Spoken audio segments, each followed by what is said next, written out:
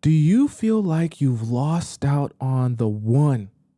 Are you frustrated that you finally met the man of your dreams who's everything you've ever wanted, but now all of a sudden he's acting weird and the relationship is just fizzling out? I'll be honest with you, I do have a solution for you, but you're not going to like it when I say it, which is why on today's show we're going to be discussing what you must know and do if you feel like you've lost the one. I'll warn you, this conversation is going to be extremely painful, but it will give you exactly what you need to pull yourself back together again. Welcome to the Players Club. If you're paying attention to me and everyone else in the live stream, please say here present so that I know you're here present and actively participating. Welcome all you beautiful people on this Friday. It's Friday afternoon for me. I don't know what time it is for you. It could depend where you are in the world, okay? But welcome. How you guys doing? Good to see you. Why my chair like that? I need my chair to be higher. I need to be higher up in this seat. How you guys doing today? Good to see you all beautiful people. Who we got in the chat here? I see Ali. I see Scotty. I see Cash Money, Puppy. I see Queen. I see PJ. I see Angela. Who we got over in the YouTube chat today? I see we got Joanna, Samia, there's Ashley here, and there's Cashly here. We got Veronica, we got Ivy, of course, we got MJT, one of our amazing channel members. We got Alchemy, and who else we got? Is Enlightened A here? Enlightened A is here right on time. And I believe it was either Tracy Niles or Cashly that was number one in the chat today, first to comment in the chat. So shout out to both of you, okay? Good to see all of your beautiful, amazing faces here today. I love you all so much. All right, let's get started, guys. You know we be having lots to discuss throughout the span of the live show, so I don't want to waste any more time. All right. So number one, we're going to discuss the tragedy storyline. Okay, right? Now, I want you to understand there is nothing wrong in believing that the person that you meet is the one that you're looking for, and you're happy about that, and you're excited about that, and it's like a breath of fresh air. And there's nothing wrong with having the emotions of disappointment when things aren't going as well as you planned for them to go. Are you following me? There's nothing wrong with having those emotions. But what I want to help you better understand by having this conversation with you is that you're always going to feel like the last most recent person that you missed out on is the one. And I actually want to better help you understand why going in with the mindset that every new person you meet is the one for you is actually going to end up hurting you more than it helps you. For many reasons, and we'll discuss those today. Okay, so number one is the tragedy storyline. Now, I want you to rid yourself of this idea that your life is a tragedy. You're probably thinking, Thompson, I don't even believe that my life is a tragedy. But see, the thing is, when you're of the belief that, oh, I had the person that was absolutely perfect for me, but I've lost out on that person and this opportunity is over and now my life is over and I'm never going to find happiness and I'm never going to find love. It's like a double-edged sword, right? And it hits you both ways because one, you're in the belief that, oh my God, this person was absolutely perfect and they never made any mistakes. And how can I mess up losing out on the absolutely most perfect person, right? So it hurts you and it's painful that way because you have a lot of regret. But it's also even more painful because it hurts you for your future because you prevent yourself from being emotionally available and open to the possibility that you might meet someone even more amazing that treats you even better. And we're going to talk about treatment in a little bit, right? And that gives you even more than you could imagine. And a lot of times we're going to play up this idea in our mind that, oh my God, my life is a tragedy where I am not able to find love. And even the only good people in my life that come across my life for one reason or another, I lose out on them, or some mistakes happen, or this happens, or that happens, and things don't end up working out, right? But the thing about it is, and I know that this is the Players Club where we talk about relationships, but we also talk about the spiritual standpoint of relationships and the emotional standpoint of relationships. And you have to understand, and yourself as well, and you have to understand that as you continue to believe that your life is a tragedy, that you missed out on the only good thing that was ever going to exist in your life, and you're never going to have something as good as that. As you believe that in your heart, so shall it be. You understand what I'm saying? And the more you continue to adopt that mindset that your life is a tragedy, your life will be a tragedy. Okay. And I want you to understand, I know this sounds a little bit heebie-jeebie, right? But I want you to understand you're actually in control of what you see in your life. And you're only going to see tragedy if you're of the belief that your life is a tragedy. Now, I know that it's easier said than done because you want to believe in the idea that this was your person and this was the thing that was supposed to work out, and there was so many good things that were supposed to happen with this relationship, and now it's not working out. But I want this conversation and this show and this episode to be like the thing that allows you to just take a deep breath in, take a deep breath out, and realize that the process of actually meeting the one doesn't happen in 1 week. It doesn't happen in 1 month. You learn and grow with someone, and they develop into the person that you're looking for. Okay? Right? Someone can fit the mold and fit the criteria of the things that you're looking for. But in reality, being your one, being your person, right? Being the person for you is about growing and understanding you and learning with you and developing together where you become each other's one. It's not about meeting someone and, initially when you meet them, they just seem super amazing and you assume to yourself that this person is super perfect and super awesome and I'm never going to find anyone else like this person when you don't even really know that person. Okay? And I never want you to forget that you're capable. And this is going to sound horrible. This is why I said you're not going to like what I say, and you're going to hate me when I say this. I need you to understand that despite you feeling like that one person was the only person meant for you on this planet, I know you're not going to like this, but you can actually grow relationships with other people that will treat you just as well, that you will like just as much, that you will share love with just as much, that you'll laugh with just as much. I know when you're imagining in your mind, but there's only one person for me on this earth. It's very hard to believe that and think that to be true. But I want to assure you that it is more than possible for you to grow relationships with people, especially if you're in the situation where the relationship didn't work out with you and the guy because of how he was treating you. Okay? I want to also make some of you aware, because some of you are feeling like you missed out on the one because that person actually treated you and gave you a lot of things that you wanted to receive in a relationship. But some of you are in the position where you feel like you missed out on the one simply because that's what you want to believe in. But if I were to ask you, why is that person the one? Some of you go, I mean, he was hella cool. I mean, we laughed a lot. Okay, but what about the fact that you said he never asked you out on a date? Yeah, but he has a good heart. What about the fact that you said he disrespects you all the time? No, but he doesn't mean it like that. Oh, but what about the fact that it's been 3, 4, 5 years and he still hasn't asked you to be his girlfriend? He just has a lot going on in his life. I want you to rid yourself of the idea that someone is the one just because they're a new person in your life. And we're going to address that in detail today, okay? I'm going to get very mad when I discuss that part because it makes me very mad. And I know that because of a lot of factors in your life, you naturally want to believe that each new individual is the one. I just never want you to forget that your belief, or your natural belief that every new guy is the one, it's not a crime, but I also want you to understand how that's playing you a little bit. And in this scenario, right, in the tragedy storyline, it's actually in some cases preventing you from being able to receive what you're actually looking for in a relationship, okay?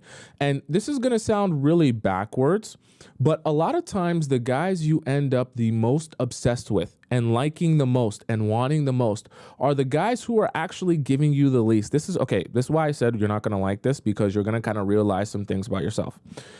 The guys who were giving you the absolute most and doing the absolute most for you likely were the guys that you overlooked. Okay? I know this because I know most of you in the Players Club are attractive women, except for maybe a few. Majority of you are attractive women who are capable of attracting men. So you attract men that really like you and really want you. You don't pay attention to those men though. There's also men that don't pay that much attention to you and are doing their own thing and actually, taking from you. You're obsessed with those men. So those end up being the men that you're believing you're the one. Right? You're the one for me, not because he's really doing anything for you, but just because you become obsessed and hyper fixated on him. So when things stop working out, and this is where I want to kind of jump in here and give you a little bit more perspective and on why this is going to be a problem for you if you continue to have this belief.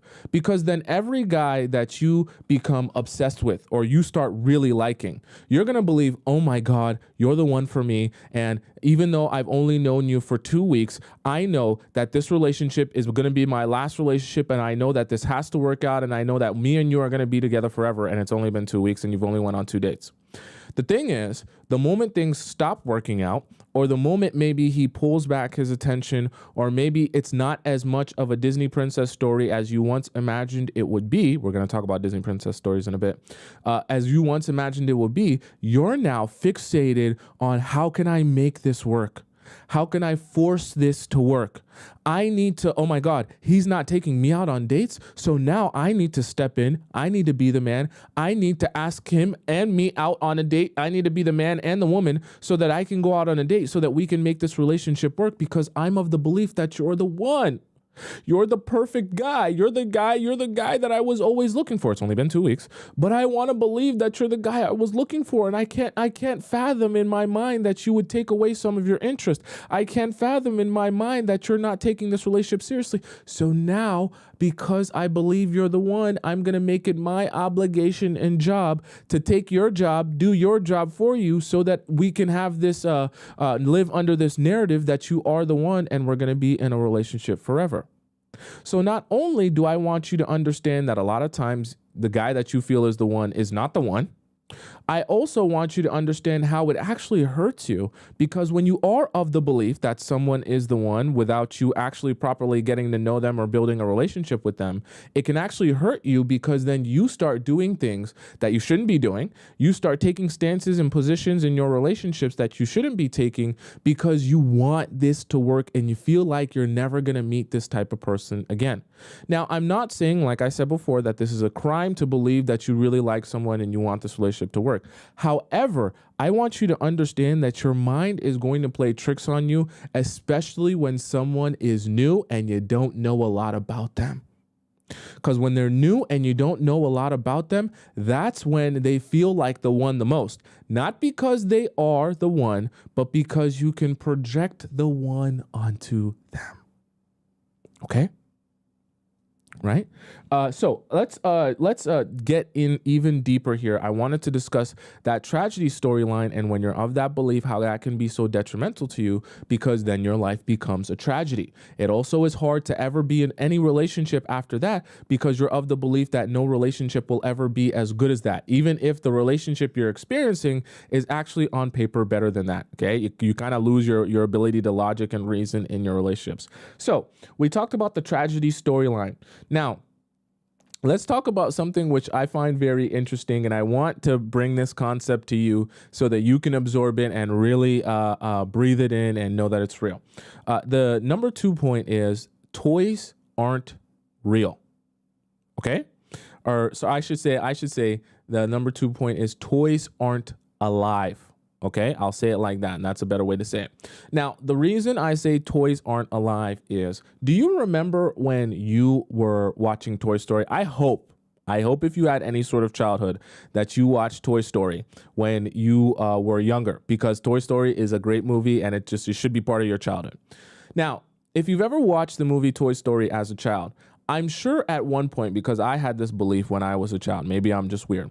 Let me know in the chat if you've had this thought when you were a child watching Toy Story. You watch Toy Story so much, you see Woody and you see Buzz Lightyear. You see Buzz Lightyear flying through the sky. You see Woody with his jokes and his boots and all that good stuff, right? You see Bo Peep and Mr. Potato Head and all these different characters in Toy Story. And you might even get a Buzz Lightyear, or you might get a Bo Peep, or you might get a Woody character. And you're playing with your toys and you watch Toy Story Story so much. This is what happened to me as a kid. I would watch Toy Story so much that I would actually believe when I was in my room, and because my toys were all in the basement, and my toys would be in the basement, I'm like, oh my God, when I walk out of this room, these toys, they're coming alive and they're speaking to each other. Can you believe that? And I literally, as a child, I would like see if I could like sneak up on the toys and find them like still standing up, having a conversation with each other. And even at one point, I would literally mark on, on my basement where I left each toy to see if they had moved at all while I was gone, because I wanted to make sure no toys were moving. And I knew if I left it in a particular spot and he was in a different spot, then they moved, right? And some of you are probably saying, Thompson, what does this at all have to do with my relationships and me feeling like a guy is the one? You see, the reason I bring that point up is because movies can be so powerful and influential into what you believe real life is. Okay? Movies and TV shows and dramas, you guys hear me say all the time, your Disney princess movie, you guys hear me say all the time, your teen drama, right? And sometimes we don't even understand how when we're raised up from children, how certain ideas and concepts can start absorbing into our brain so much that we believe they're actually a representation of our real lives. Okay, so similar to Toy Story, where as a child, you watch it so much, you actually believe that your toys are alive, even though as an adult, you know that your toys aren't alive, right? But it's hard to really imagine when you're looking at something that looks like it's supposed to be a representation of real life. It's hard to imagine that your life is not actually supposed to be like that. So I say that to say, in another sense, right? Your Disney princess movies or your teen dramas give you this or 365 days for those of you who are, really hardcore. They give you this idea of what your relationship should be like in a dramatization of what real life is like. Okay? And what relationships are like.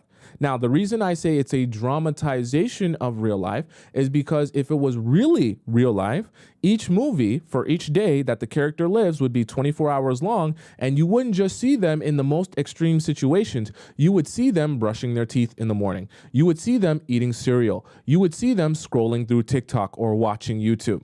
That's not interesting, right? You're not going to sit there and watch someone do boring, mundane stuff. You go to the movies, you watch your teen dramas to escape from your life and see something that's way more magical and fantastical than the life that you're living. But sometimes you even forget that you're watching a movie.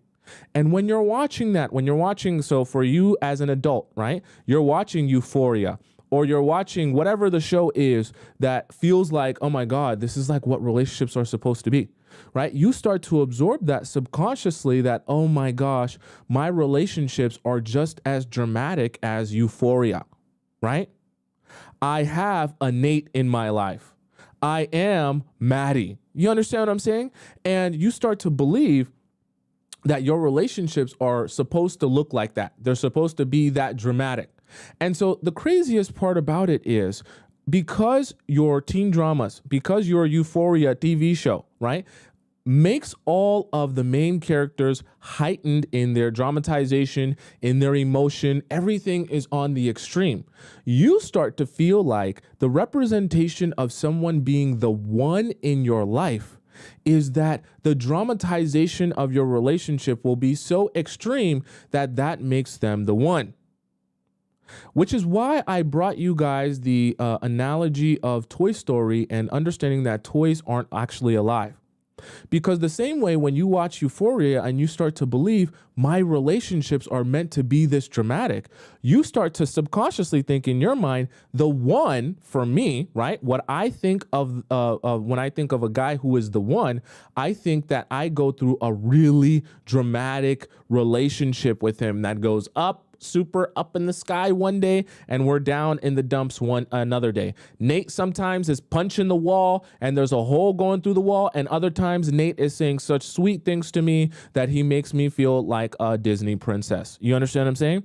And you start to believe that your relationships are meant to be that dramatized, when in reality you can have great relationships without them being that dramatized. So I say all that to say, as it relates to feeling like you lost out on the one, I want you to be thinking to yourself, do I feel like I actually lost out on someone who was treating me well and treating this relationship well and taking care of me as a wife or a girlfriend? Or do I feel like I lost out on my idea of the one based on the fact that our relationship was as dramatized as Euphoria? And what I feel like I'm missing out on is the ups and downs and the dopamine hit I was getting from being around you and things going good, and the down in the dumps kind of like up and down addiction that I was becoming attached to because of how things would just go like a roller coaster of emotions. Because I want you to understand that the person you feel the most attached to sometimes can also just be the person you're the most attached to because of the emotional roller coaster that you went through with that person. Now, that doesn't make you a bad person because that's the person you're most attached to, but I want to say this to help you kind of identify the difference between feeling like someone is the one because they actually showed you something and you actually experienced them over years of time, and feeling like someone is the one just because you want to believe in the idea that your relationships are supposed to be like Euphoria, going up and down, crazy one scene, crazy the next scene, sweet one day, horrible the next day, and you want to be living in a Euphoria pipe dream where all of your relationships represent that. And so when you don't have that, or you lose out on that person, or that relationship's fizzling out, you want to dramatize to yourself the fact that, oh my God, I'm losing the one and my life is a tragedy. And this is why I talked about the tragedy storyline, right? Because when you believe that you're in Euphoria and you believe that your Nate is walking out the door, you also begin to dramatize it because you're inherently and subconsciously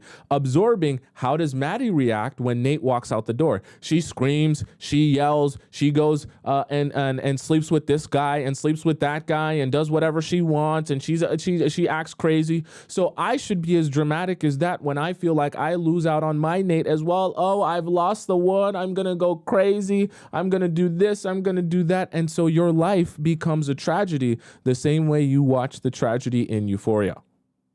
Okay?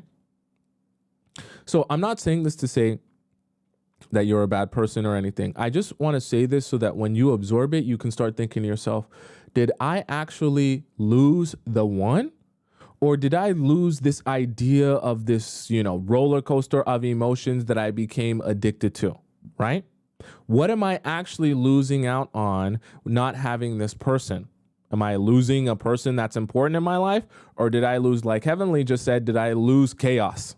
Because sometimes you can start to feel like the one is actually a representation of chaos in your life when you believe that your life is supposed to be super dramatic all the time, 24/7, okay?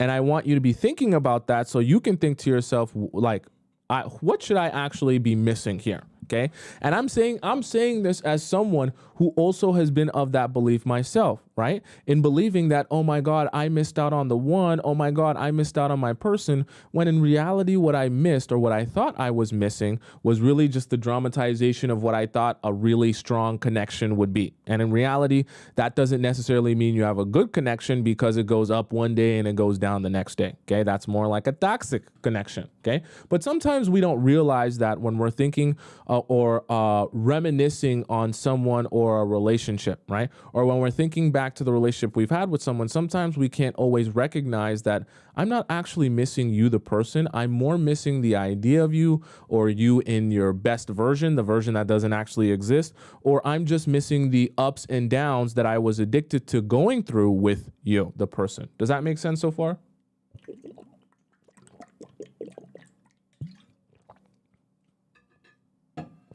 Now, I want to get into point number 3, which is going to be the most painful point of the day.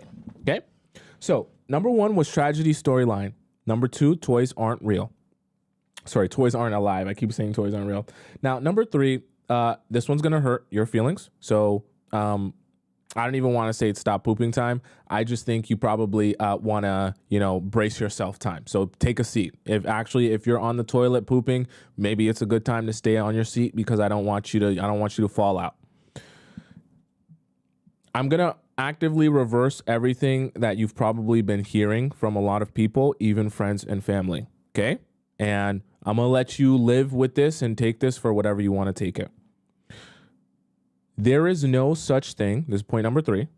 There is no such thing as the right person at the wrong time. Okay? I'm going to say it again because I know for some of you, you're automatically pushing back and you're saying, Tomisin, no. I don't want to believe in that. I'm not going to subscribe to that ideology. Please step far away from me because that's not real life. I don't subscribe to that at all. Okay? I'm going to say it again. There is no such thing as the right person at the wrong time. Now, let me, before you get upset, before you get mad, let me do some explaining to you so that you can absorb this and then you can take this with you and decide what you're going to do with it, okay? The reason I say there is no such thing as the right person at the wrong time is because a function of someone being the right person, hold on, stay with me, is the fact that if they are the right person, it will subsequently be the right time. Now, I know some of you are like, no, Tomisin, I still don't believe it. Let me explain this on an even deeper level to you. If someone was to come into my life, okay, let's assume that a higher power can see my life in its totality, right? So they see what I consider the past. They also see what I consider the present, and they also see what I consider the future. Stay with me. I know this is getting really spiritual and heebie-jeebie. Now, if someone can see my entire life as it already exists, as if it's already happened, right? They can see the different people I've come across in the different circumstances, the different situations, and they can see the end result of that. So they know my entire life and exactly how it's going to work out. Now, when you're in the present, you're experiencing things as they're happening, meaning you can't see what's happening in the future and you can't experience that as it's happening in the future. So I say that to say, when you're with someone in the present, when you're experiencing someone in the present, and they feel like the person that you're going to end up with because you've convinced yourself of that narrative that that's the person you're going to end up with. When you lose out on that person because you continuously have that narrative in your mind that they were the person you're going to end up with, you convince yourself that, oh, in another world, I was actually supposed to be with you and end up with you. But because of the timing, because of the circumstances, and because of the situation, I didn't end up with you. But I should have ended up with you because you were the right person for me. See, you say that because you're experiencing time in a present sense. Okay, stay with me here. I'm not going to do any math on you. Don't start sweating. You're experiencing time in a present sense. So you believe based on your present experience that the person you thought was the one is the person for you. And if you lost out on them or this didn't work out, then that was the person you were supposed to be with, but the timing was off. See, but what you don't see is your entire life in its totality, like this, higher power would be able to see outside of time. Now, the higher power outside of time is able to see that, no, actually, the right person for you comes in your life at the right time, not the time that you want, because you're always going to feel like the best time is right now. Okay? If I were to tell you what's the best time in your life for me to give you $1 million, would any one of you say, hey, you should give it to me 10 years in the future? Would any of you say, hey, you should give it to me 10 years in the past? No. Majority of you, if I asked you what's the best time for me to give you $1 million, you would say the best time for you to give me $1 million, Tomisin, is right now. Do you have it in cash? Can you direct deposit it into my bank account? So I say that to say you're always, never forget this, you're always going to feel like the right time to have the perfect person in your life or to get the one into your life is right now. So you're subsequently always going to feel like if you lose out on what you consider to be the one or what you consider to be the right person, you're always going to feel like, but this was when I was supposed to have it. And if you came across in my life, that must mean you were the right person. And that just must mean that the timing was off or whatever the case. Not realizing that the right person is actually going to come into your life at the right time.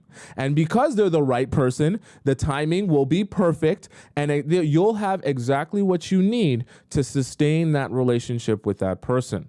And so part of the reason that I say that is because sometimes we forget in our relationships and in our talking stages that as we are progressing, growing, and maturing, and as we're having other relationships with other people, we are learning so much, we're growing so much, we're adjusting in our mind frame, in the way we carry ourselves, in the way we approach things.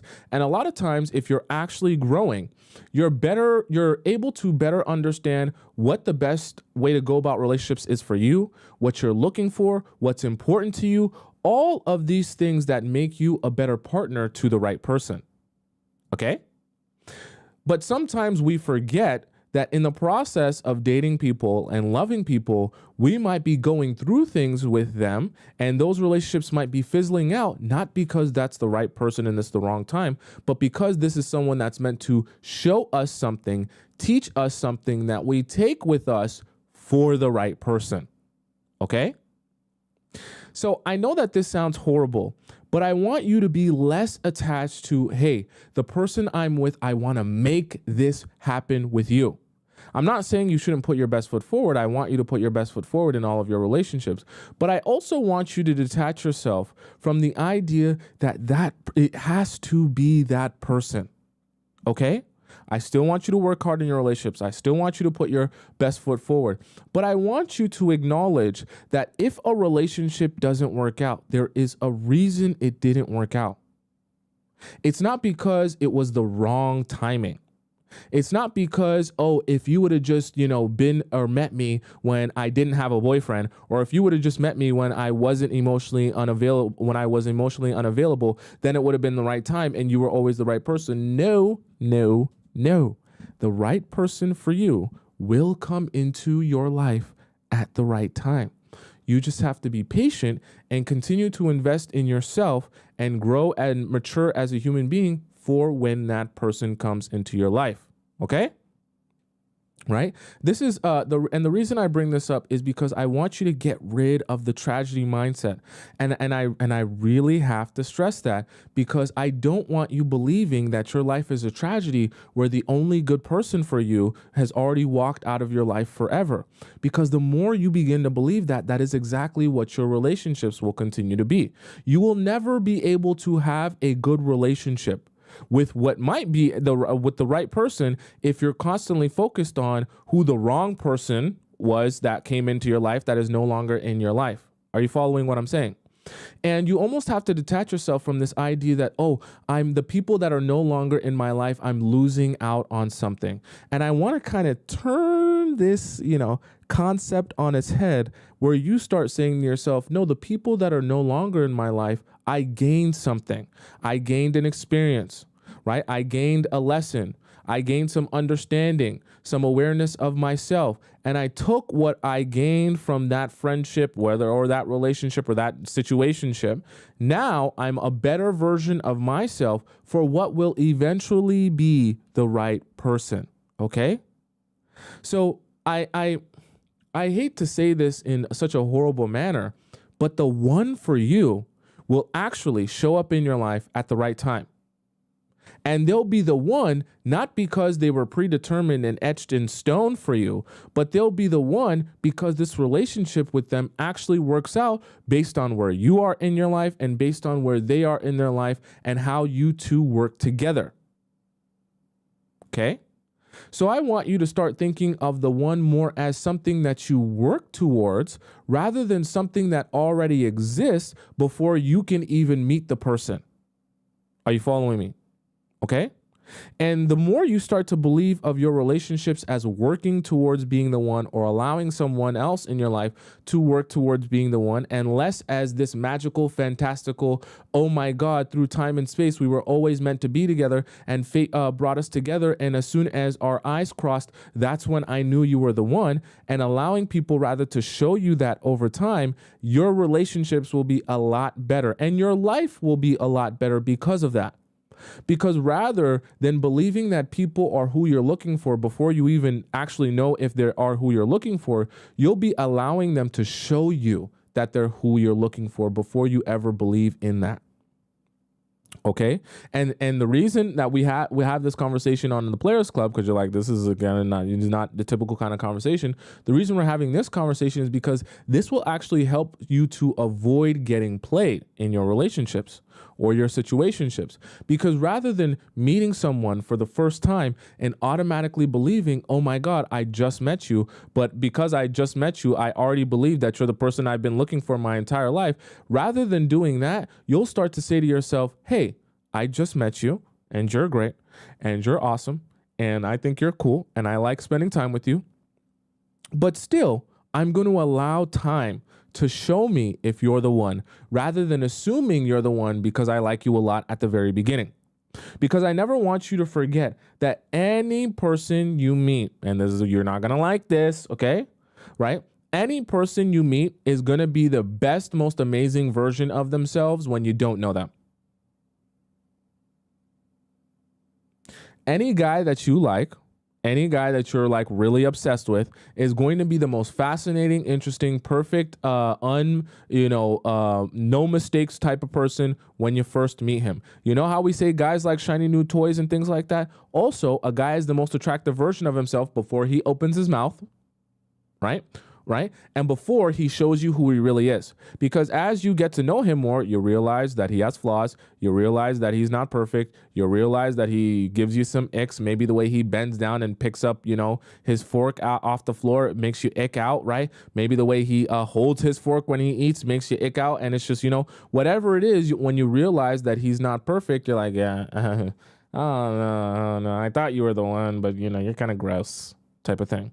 There's nothing wrong with that, but I want you to recognize how in the beginning, you're always going to feel like someone's the one. Also, you're always going to feel like someone's the one the less that you know them. And we're going to get to that right now, okay? So does that make sense for you guys so far? I know this is a little bit of a deeper one, so I want you guys to better understand.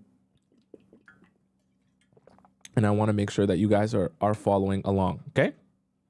So,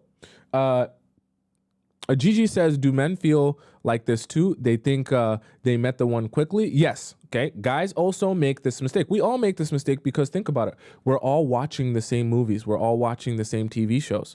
So guys, when they come up to you and they tell you, oh my God, when I met you, it was love at first sight. They actually do believe that, some of them, right? Some of them are using that just to manipulate you, but some of them actually do believe that when I laid my eyes on you, it was love at first sight. Even though I just saw you wearing your tightest pair of jeans and I saw how big your dump truck is, I am of the belief that it wasn't about your amazing dump truck. It was about me knowing that we were meant to be together forever and we shared love that no one else has ever known. How could you know that? You don't know that person. Now, I understand strong feelings of infatuation and lust towards a person that you just met.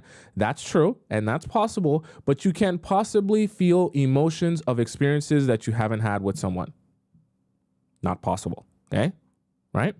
Nothing wrong with feeling a lot of lust towards someone or a lot of infatuation towards someone, but it's just not possible to fall in love with someone when love takes so much time, so much energy, so much investment, so much experience to be able to really say you love someone, okay? And sometimes even the guys are misunderstanding what their infatuation is with, oh, I have a lifelong, undeniable, love for you. And that's not always the case. Okay. Actually, majority of the time, it's not the case. All right. So I say that. So number one was the tragedy storyline. Number two, your toys aren't alive. Unfortunately, I used to believe that. I wanted to believe that too. Number three, the right person at the right time is not real. Okay. And number four, I call it, I want to ask you a question actually in this fourth point. The question I want to ask you is, which version are you loving? Okay. Now, when I describe this, a lot of you are going to know what this term it's in its actual terminology is, but I want to kind of describe it on a deeper level to break it down for some of you who are unfamiliar. Okay. So when I say which version are you loving, remember how I said earlier to you guys on the show that it's very easy to love someone or feel like they're the one when you don't know them or when they're brand new to you, right?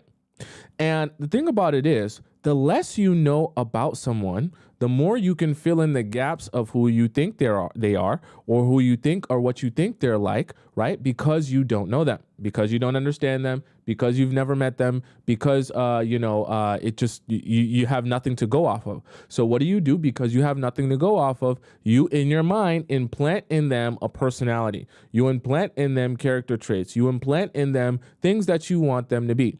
So now, because you don't know them, and because maybe things might be fizzling out now before you really get a chance to dive deep into the relationship, or before you really get a chance to get to know them properly, you then start to believe that, damn, I missed out on the perfect person I was looking for, that I always wanted to be with, and I lost out on the one, when in your mind you created the one out of his meat suit, okay, right? Because he just had a meat suit. Then you took the meat suit and you put in a personality that he didn't have, okay? He didn't have. You just put in a personality that you wanted him to have, but now that the relationship isn't working out, you don't actually know that that's the personality he has. You just know his meat suit and the personality you projected onto him.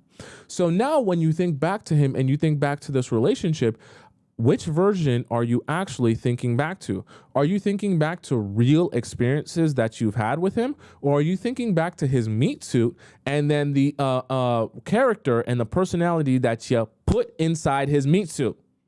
Not the one that he actually has, okay?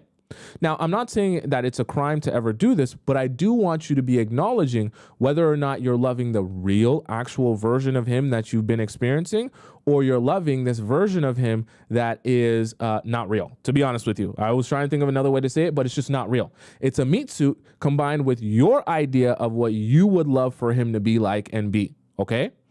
And the reason I say that is because the version that you implant inside his meat suit is always going to be so much more fascinating, so much more amazing, so much more, caring and loving, and just the perfect person you are looking for than he actually ever could be. Because you're never going to fantasize about someone being things that you don't want, okay?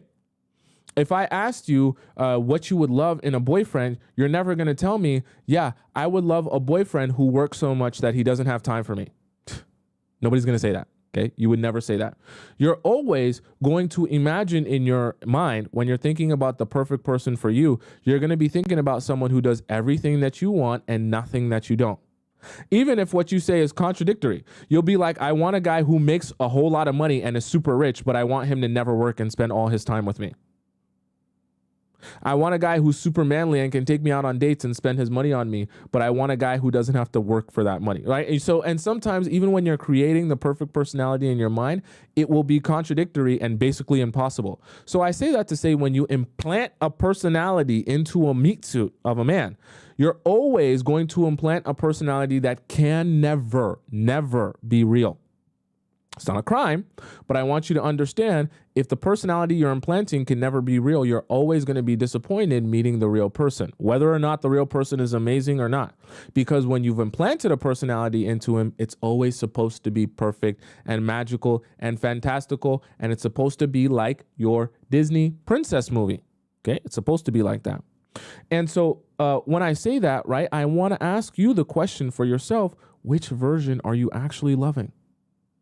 Are you loving the version of him that's real? Are you loving the version of him that you've experienced over the course of time?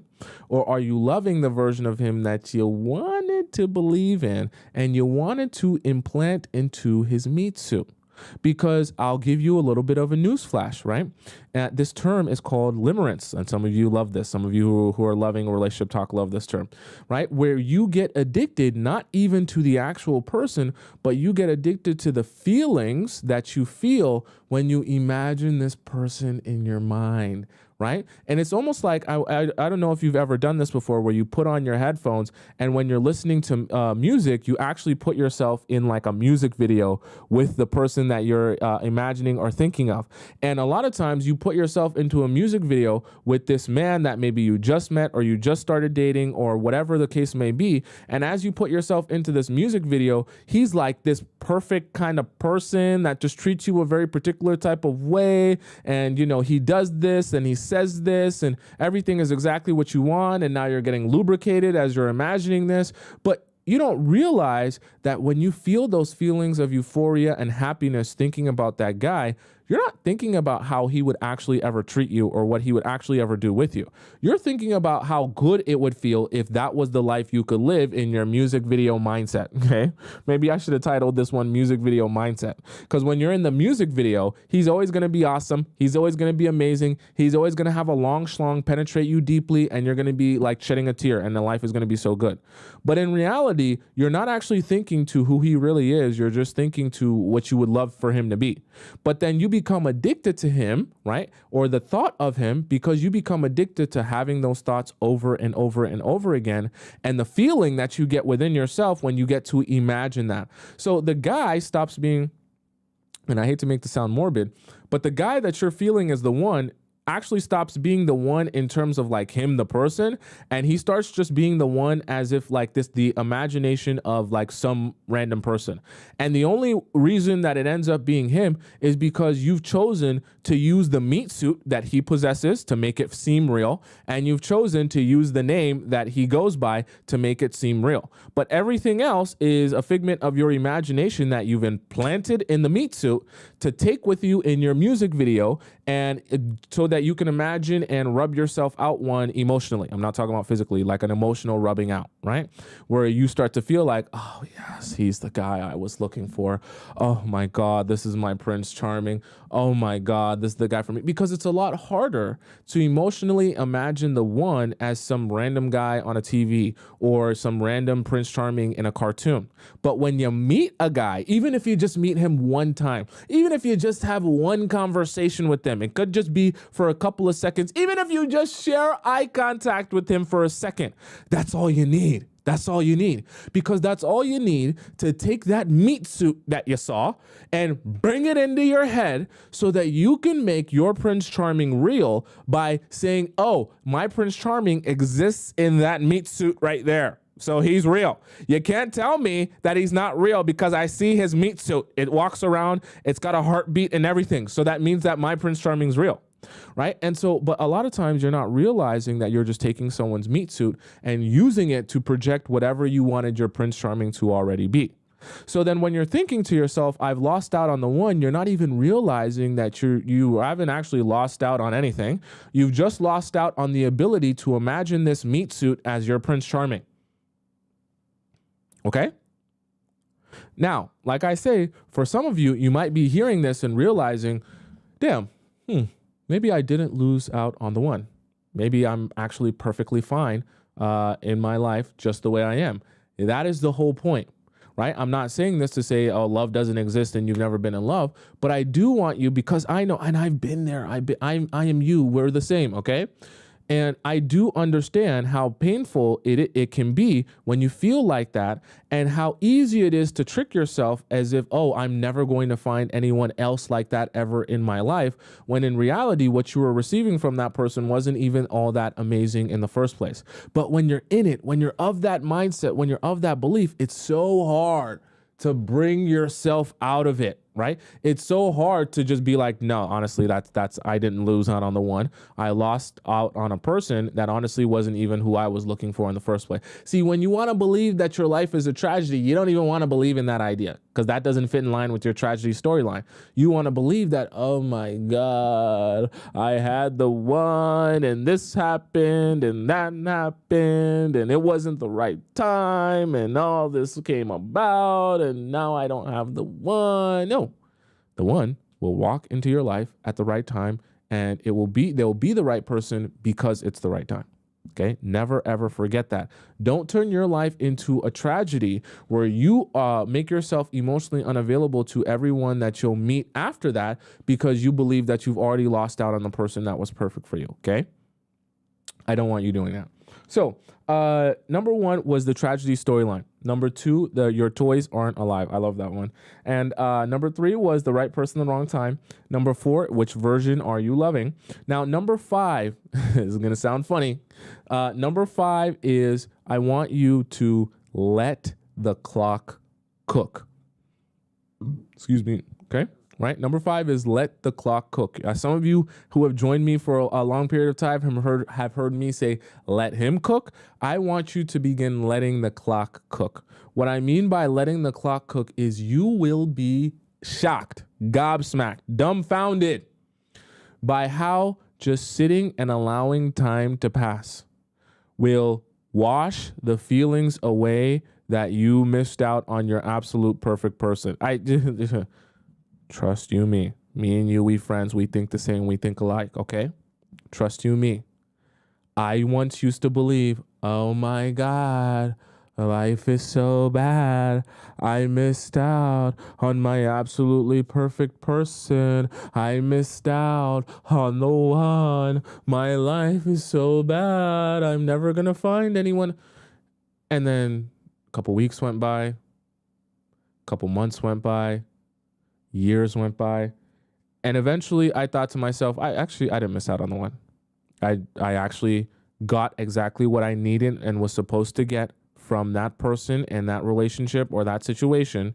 And I'm glad that I got that because what I learned from that actually helps me have better relationships now. And a lot of times when you just let the clock cook, just let it keep rolling and keep rolling and keep rolling. As the weeks and the months and the years go by, you just realize, no, honestly, when I was there and I was feeling it, it felt like the end of the world. Now that I'm out of it, it's not the end of the world. First of all, I realized that. And also, I'm actually glad that I'm out of it because I realized that it wasn't even what I was looking for in the first place. Like, you actually weren't even the one by any standard of what I would want to be receiving in a relationship in the first place.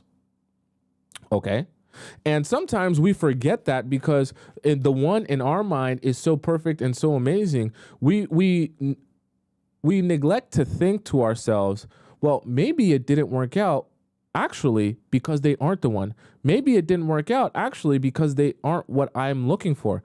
Maybe it didn't work out actually because for whatever reason, whether it be I made a mistake or you made a mistake or we both made mistakes, there was something about our relationship that just wasn't compatible. That's not a crime, okay? That's not a crime. And that doesn't make you or that person a bad person, right? It just makes it that you're not going to be compatible with everyone, okay? That's perfectly fine. Your life is still good. You're okay. Right.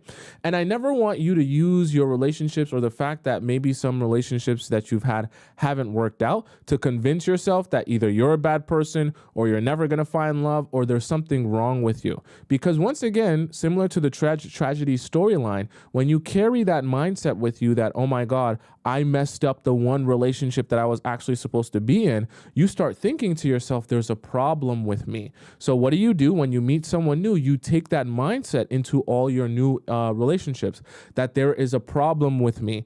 I ruin anything good in my life. Everything I touch or anyone that gets close to me, I push them away and I sabotage all my relationships.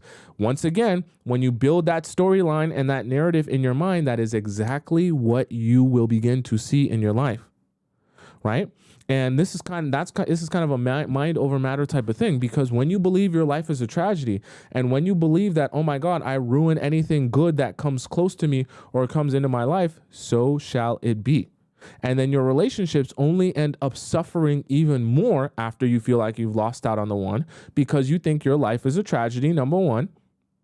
And number two, because you're of the belief that something's wrong with you and you self-sabotage and ruin all your relationships, right? And you create that narrative in your mind, okay? So I say all that to say, if you feel like you've lost the one, I want you to consider all the points that we discuss so that you can properly contextualize the relationship, or for some of you, it's a situationship, in your mind and think to yourself truthfully, did I lose the one? Or did I just lose someone that was meant to be a part of my journey into growing and maturing and eventually actually meeting the person that I'm supposed to be with? Okay? Right? Just food for thought that you might think about and consider, maybe because I'm in it, I'm thinking that this is, the only thing for me in life, when in reality, this is just part of my journey type of thing. Okay. Kay says it's not even thoughts. Sometimes it's voodoo. Depending on what you believe in, it could be that as well. Right. Cashley says it is a tragedy. No, I can assure all of you, your life is not a tragedy. But if you believe that it's a tragedy, it will be a tragedy, okay? Your life, truthfully and honestly, is whatever you believe it to be. If you think that your life is a story of triumph and, going from being down and out to being all the way up, then that's what your story will be. If you believe that your story is a tragedy where you never find good love and you never find a good man and you never are able to sustain a relationship, that is exactly what your relationships will be, right? The Dragonfly says the universe always says yes, 100%. I always try to tell you guys that the universe is like your genie. So the universe is going to grant you whatever wish you ask for, and you wish for things by speaking that into existence. I know we're talking really spiritual here, but as you speak it into existence, or as you continue to give it thought power and brain energy is what I call it, right? Brain power, by thinking it and believing it and continuing to believe it in your mind, that is what ends up being the wish that you ask for the universe to grant. So like Dragonfly just said, the universe will always say yes to that. The universe is not going to tell you, hey, no, I don't like this narrative you're building in your mind, so I'm not going to show you that. The universe will say, oh, cool. You don't believe you'll ever find love and you'll never find a good man? That's exactly perfect. That's exactly deal. That's exactly what I'll give you, and that's exactly what I'll continue to show you. Okay? Right? Tic-Tac-Toe says, I've been listening to these relationship advices a lot to the point I've been pushing away all guys. Any advice? So I give you guys, even when I give you guys advice on relationships, this is what I want you to be thinking as well, because I don't want this for you guys to become pessimists because I talk about all the ways guys try to play you. I want you to be more aware and cognizant of how people are going to come into your life and try to manipulate you. However, I want you to use that, the things that I teach and the things that I make you aware of to help you when you're in your relationships stay put and stay relaxed, where you never get outside of yourself and you say, before I believe in anything, right? Believe that you're the one, or believe that you're Prince Charming, or believe that this is going to be a serious relationship. I want you to show me that you're serious, okay? That's all we have these discussions for, so that you can be aware of the tactics and how people are going to try to implant emotions in you, try to speed you up, try to speed the pace up to extract something from you. I don't say that so that you can now think to yourself, I don't ever want to explore relationships. I say that so that when you do explore relationships, which you should consistently be doing, you allow yourself to say, right, yes, I do like you. Yes, you are great. Yes, you are awesome. But I'm not going to allow that, the fact that you're great and you're awesome so far, to allow me to make decisions before I'm ready to make decisions, or before I should be making those decisions. That's what I want you to start thinking in your mind. So when I tell you to get rid of your Disney princess syndrome and your Disney princess mindset where, oh, a man's going to come on a white horse and sweep you off your feet, I'm not saying that to you so that you'll be morbid and all angry and look to men and say, oh, I hate all men. You guys are all the worst. You guys are all so mean and so manipulative. I want you to be thinking that to yourself and all the things that we talk about. So when you're on that date and that guy is telling you all these amazing things and complimenting you crazy and telling you, oh my God, I can't wait for us to date. I can't wait for us to do this. I can't wait for us to do that. You're saying to yourself, that's awesome. We'll see. Okay. Not that it's never going to happen and not that I'm never going to find love. You just say, cool, we'll see. I'm excited to see you follow through. Right? You just have to allow people to show you that they actually mean what they're about, instead of getting overly excited about words, instead of getting overly excited about all these different tactics and strategies people are going to use to get what they want from you. You just say, we'll see. You can show me over time. And I promise you, I can assure you, the one key element that you need to be thinking about is having patience, right? Patience and being able to analyze. With your patience, you'll allow people to come into your life that are going to be consistent, and you'll be able to see over time. Trust me, if you're someone that finds it difficult to read situations and read people, be more patient. And as you're more patient, it will become more obvious to you over time. Right? It's the most complicated to figure out at the very beginning when people can do so many different things that are confusing to you. As you're patient, your patterns will appear. Be like, that's how human beings are, right? So the way they treat you, the way they approach you, you'll start to realize patterns in people when you're patient with them and allow them to be consistent. Because the reality of it is, everyone is consistent in something. Even if they're inconsistent, they're consistent in their inconsistencies. So you'll start to realize even the guys that mistreat you or don't treat you right or disrespect you or whatever it may be, they're consistent in that. They're consistent in their response to you. They're consistent in their approach to you. So I say that to say everyone has patterns. If you're patient, you'll be able to realize those patterns and you'll be able to use that information to say to yourself, oh, you said you were about this. You said you would approach the relationship like this. You said this is what you think of me and this is what you think of us. Now, in the process of actually experiencing you, I realize that that's not true. Fine. It's perfectly fine. I'll move forward. Right?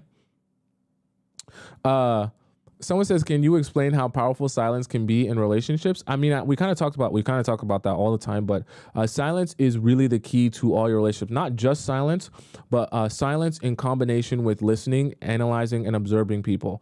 Especially powerful for you as a woman because it's a lot easier for you to, it's going to sound horrible, but it's a lot easier for you to emotionally manipulate guys into sharing a lot with you and being emotionally vulnerable with you because they don't realize how you're kind of steering the conversation or steering the emotions in a particular way. So a lot of times silence will teach you a lot about other people. This is kind of a key for life. The less you talk, the more you'll know, the more you know, and the more information you have, the more you can do good or whatever it is you want to do with that information. The more you spend time talking, whether it be with your friends, whether it be with your family, whether it be with in your relationships, the less you will be gaining information and learning about someone else, and the less understanding you will have of them, what they think and what they want and what's important to them. Because you already know what you want, you already know what's important to you, you already know how you're going to go about life. It's actually way more important that you know what other people are thinking, what they want, and you're able to kind of read their minds. Kind of becomes like a superpower, right? Does that make sense?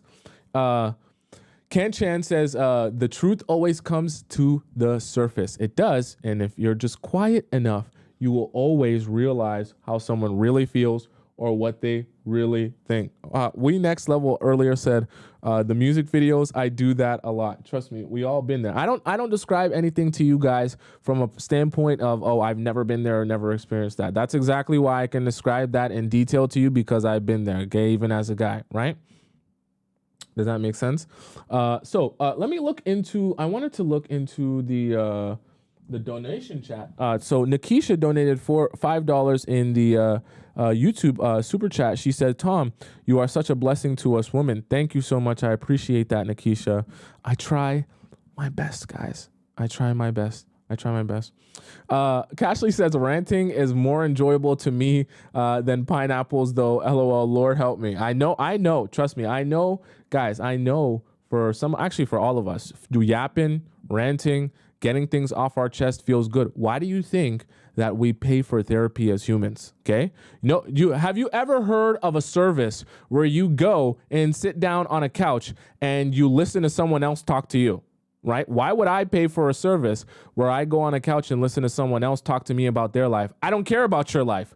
We all are the most interested in ourselves, what we care about, and what's important to us in our own feelings. So everyone is going to love to yap about things that they like and are important to them.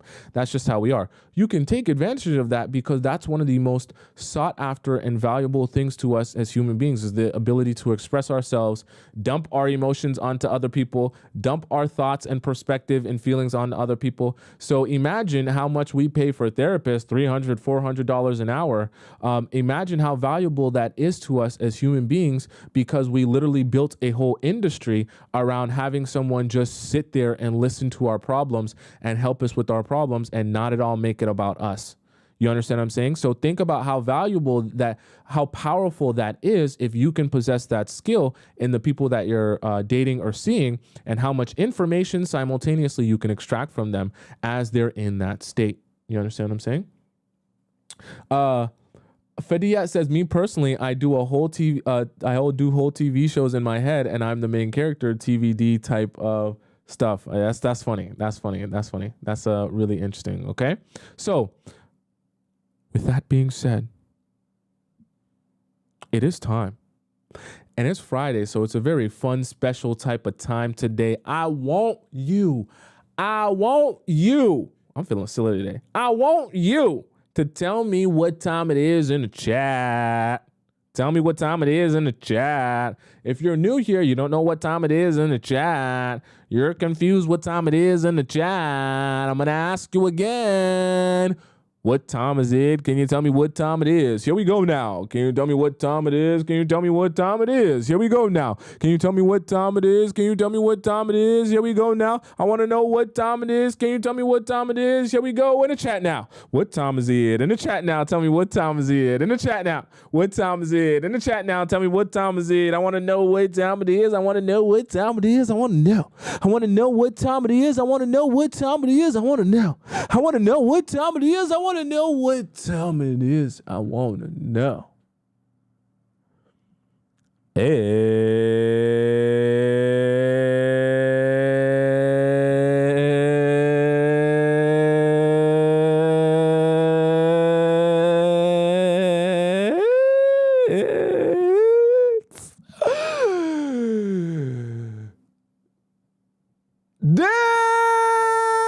Discord time. Okay, guys. Let's get this ish going. For those of you who are new here, you probably don't know what Discord time is. Don't worry, I'll explain it to you. So Discord time is essentially where we hop into our Players Club Discord with all our amazing members, and you guys all get the chance to ask me questions of your situationship or your relationship, and I answer them live on the show, and you also get the 2 cents from the chat as well. Okay, so now I'll make you very aware of this. There are 2 versions of the Discord. So there is the Discord question, sorry, I should say. There is free relationship advice section, and there's also the premium relationship advice section. So I'll break it down very simple. The free version is free. You can send your question in anytime, anywhere, and you can ask whatever you want. But I'll warn you though, there is a long line because I do it first come, first serve. So when you ask your question, if you were to ask it in the free section today, it's going to be about a month before I can get to yours because I have over 100 to do in the free section. Now, just like a theme park, there is also an option for like a VIP pass, a premium pass, where you can skip the line of people and you don't have to wait in the order that you sent your question by donating to the show, and then you get to ask your question in relationship advice premium. Okay. Now, I'll make this very clear to you. The only way you get to ask your question in Relationship Advice Premium is by donating to the show so you can be fair to all the other people. You donate to the show by going to the link in my description if you're on TikTok, or the pinned comment up there on top if you guys can see it, or it's also in the link in my description if you're on YouTube. When you click that link, you'll be taken right to the page where you can donate, and you'll be able to fill in your message with your Discord username, so you got to have that, and also the title of your question, so you got to know that, or what you're going to make the title, so that when I go through my phone, which I'm doing right now, and I look at who has donated to the chat, I can see and verify that that is you and that is you who has donated. Okay, so I want to do it. And by the way, guys, I want to make this very clear. Yesterday, we did have someone donate through a super chat, but I don't want that to continue being a thing, just because I only did it just as an exception for that day, but it's too hard for me to keep track of stuff if I'm having to look at super chats and then look at this and look at that, right? I do it this way to keep it organized. I like to be organized, guys. You see how I try to do my best to be organized for you all? I do it this way to be organized so that everything that we do here can easily be verified, and I don't have to spend a whole bunch of time going back to this and going back to that and going back to this. Okay, so let's keep it simple. Donate using the link that I gave you guys so I can have them all in one place, please and thank you. All right. Yesterday I actually skipped the first half of Mary's question. You got to be here every day if you're missing out on Steve, or else you'll miss out on a lot. And I wanted to answer Mary's question properly. I think I missed a part because I thought some of it was from something that I had answered before. So I'm just going to read this real quick to make sure I didn't miss any important information. So she started off by saying it's important to read this part because it's relevant to the question at the end. You answered it, but so I guess you updated it. You answered it, but I actually meant what if he talks about getting intimate again and not what if he talks about intimacy in general. I'm the girl from yesterday's story. I didn't realize I didn't communicate as clearly as intended, likely due to a language barrier from Germany. There's also a small update. To recap, I'm a 21-year-old and he's a 31-year-old YouTuber. We met by chance, chatted on Instagram, and had 3 dates. Things got a bit intimate on the last 2 dates. And 1 month, this is a recap though, so I know this. 1 month ago, I had to cancel our 4th meeting. We planned to go to the aquarium, but haven't managed to do that yet. Getting intimate so quickly was a major mistake, and I regretted it deeply. I've never done that so soon. I feel like we're on like a reoccurring episode because it's like this episode leads into the last one, leads into the last. You got to be here every day, guys. When I said no pineapples, I meant it 100%. You can trust me on that. After I canceled the aquarium meetup, I became distant and responded coldly because I felt uncomfortable having shared too much too soon. I also want to clarify that I was the only one who didn't follow up. I promised to update him about the meeting, but I didn't get in touch with him. He did though. And when I suggested meeting last minute, it was because I was taking the initiative. It was because I hadn't kept my promise to update him. I felt that I might have been too cold. You weren't, which is why I reached out to him reached out to him twice in the following days. However, up until then, he had mostly been the one initiating contact and reaching out to me.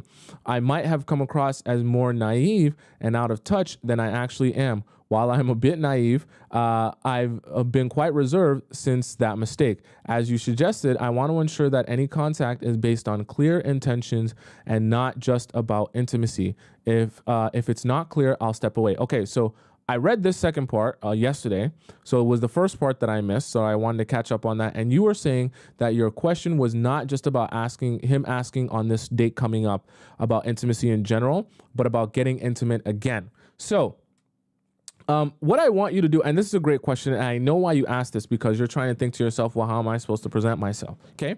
2 things that are very important. I want you, when he asked about getting intimate again, I want you to not make it seem like you made a mistake because that's going to give him too much power. Okay. I want you to make it clear that I am here focused on building a sustainable relationship with you. And I want us to be focused on our connection more than we are on getting intimate. Okay. And I just want you to kind of leave it there. You put your foot down. What you want to focus on is this, and you're not trying to focus on getting intimate. So if you, and I need you to make it clear to him, or no, actually, I don't even want you to say this, but I need you to make it clear that what you're focused on is this connection and building this, and you're not going to be doing the other stuff. Okay. The sleeping with him or the other stuff. So leave that with him. I don't need you to tell him that if he's not prepared for that, he can walk away. I want you to actually, as you're telling him this, I want you to gauge his response. So this is going to be very sneaky. I'm going to give you this sneaky. Don't tell anyone. I want you to tell him this midway through the date. Why? Because I want you to be able to contrast the energy he brings to the date when he thinks that he's going to sleep with you again versus, or get intimate with you again, versus the energy that he has after you let him know that you're going to only be building a connection for the foreseeable future. You understand what I'm saying? Just so that you can gauge, right? Understandably, he'll be disappointed, but let's see if he, first half of the date, he's asking you, hey, you want to come back to my place? You want to spend 4 hours together? You want to drink wine? You want to do all this stuff? And let's see if after you tell him that halfway through the day that he now says, oh, you know what? Tomorrow I got a thing to do. And, tomorrow I got to wake up early for work, right? If he does that, I'm going to make it very simple for you. If he does that, don't even bother talking to him anymore, because that's very, very, very clear that he's only interested in spending time with you when there's a possibility of sleeping with you. Okay. Not saying that he shouldn't want to if he's attracted to you, but you know that his focus is just that. If all of a sudden, right, he said at the very beginning, oh, I would love to spend time with you. And then all of a sudden when spending time with you doesn't consist of the possibility of sleeping with you, he's like, oh, I got some stuff to do tomorrow and this and that, right? And all of a sudden it pops up, right? So it's a good way to gauge the change in his energy and the change in his approach when he doesn't know first. And then you tell him halfway through, and then all of a sudden, if things come up, then he's not into that. But I don't want you to go super deep into it, and I don't want you to say, "Oh, I'm never sleeping." I just want you to say, "I'm not going to be as focused on the getting intimate thing because I want us to focus on our actual connection. You say speak for yourself. I should say I want to focus on an actual connection." And figuring out if I actually like you and like where this is going before I continue any of that other stuff, okay? And I just want you to leave it there. If he has a problem with that, or he's like, so does that mean you're not going to suck me off? Does that mean you're not going to wank me off? You just tell him, I'm honestly, I'm just more focused on the connection. I don't think that helps us build or better understand if we're actually having a real connection or this relationship is going anywhere. That can always happen. But I feel like the order of operations is for us to establish if we even like each other or where this is going.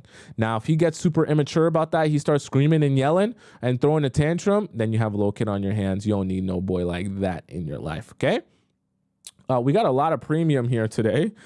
This was Mary telling me that I forgot to read her message. It's perfectly fine. So I appreciate that. All right.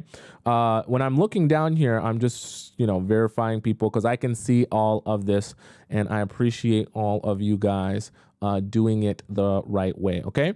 So Snowball says he's great, but I feel vulnerable. Okay.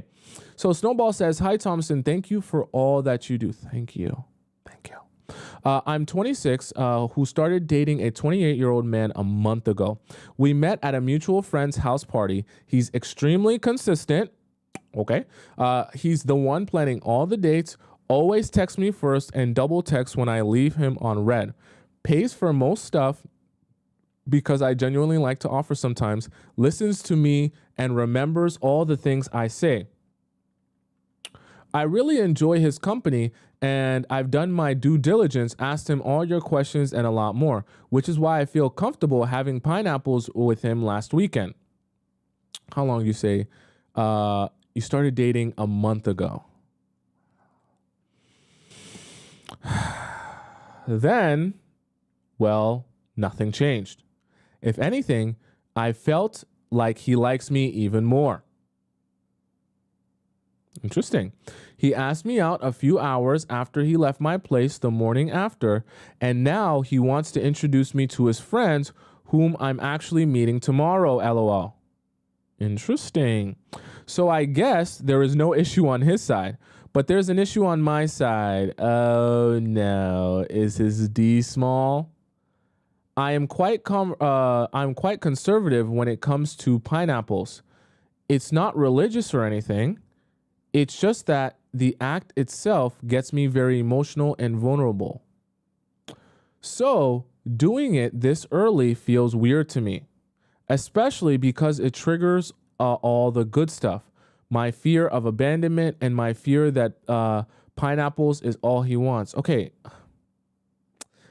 this is where I'm going to take a pause, and it kind of frustrates me because Snowball, this is about you and what you want as well. You do understand that.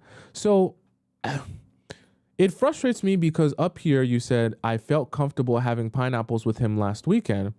But then you go on to acknowledge who you really are and why, doing things, early on feels weird to you. So this is where I say sometimes you have to be honest with yourself about what you're actually ready for. Okay. And not, and this is the weirdest part. Okay.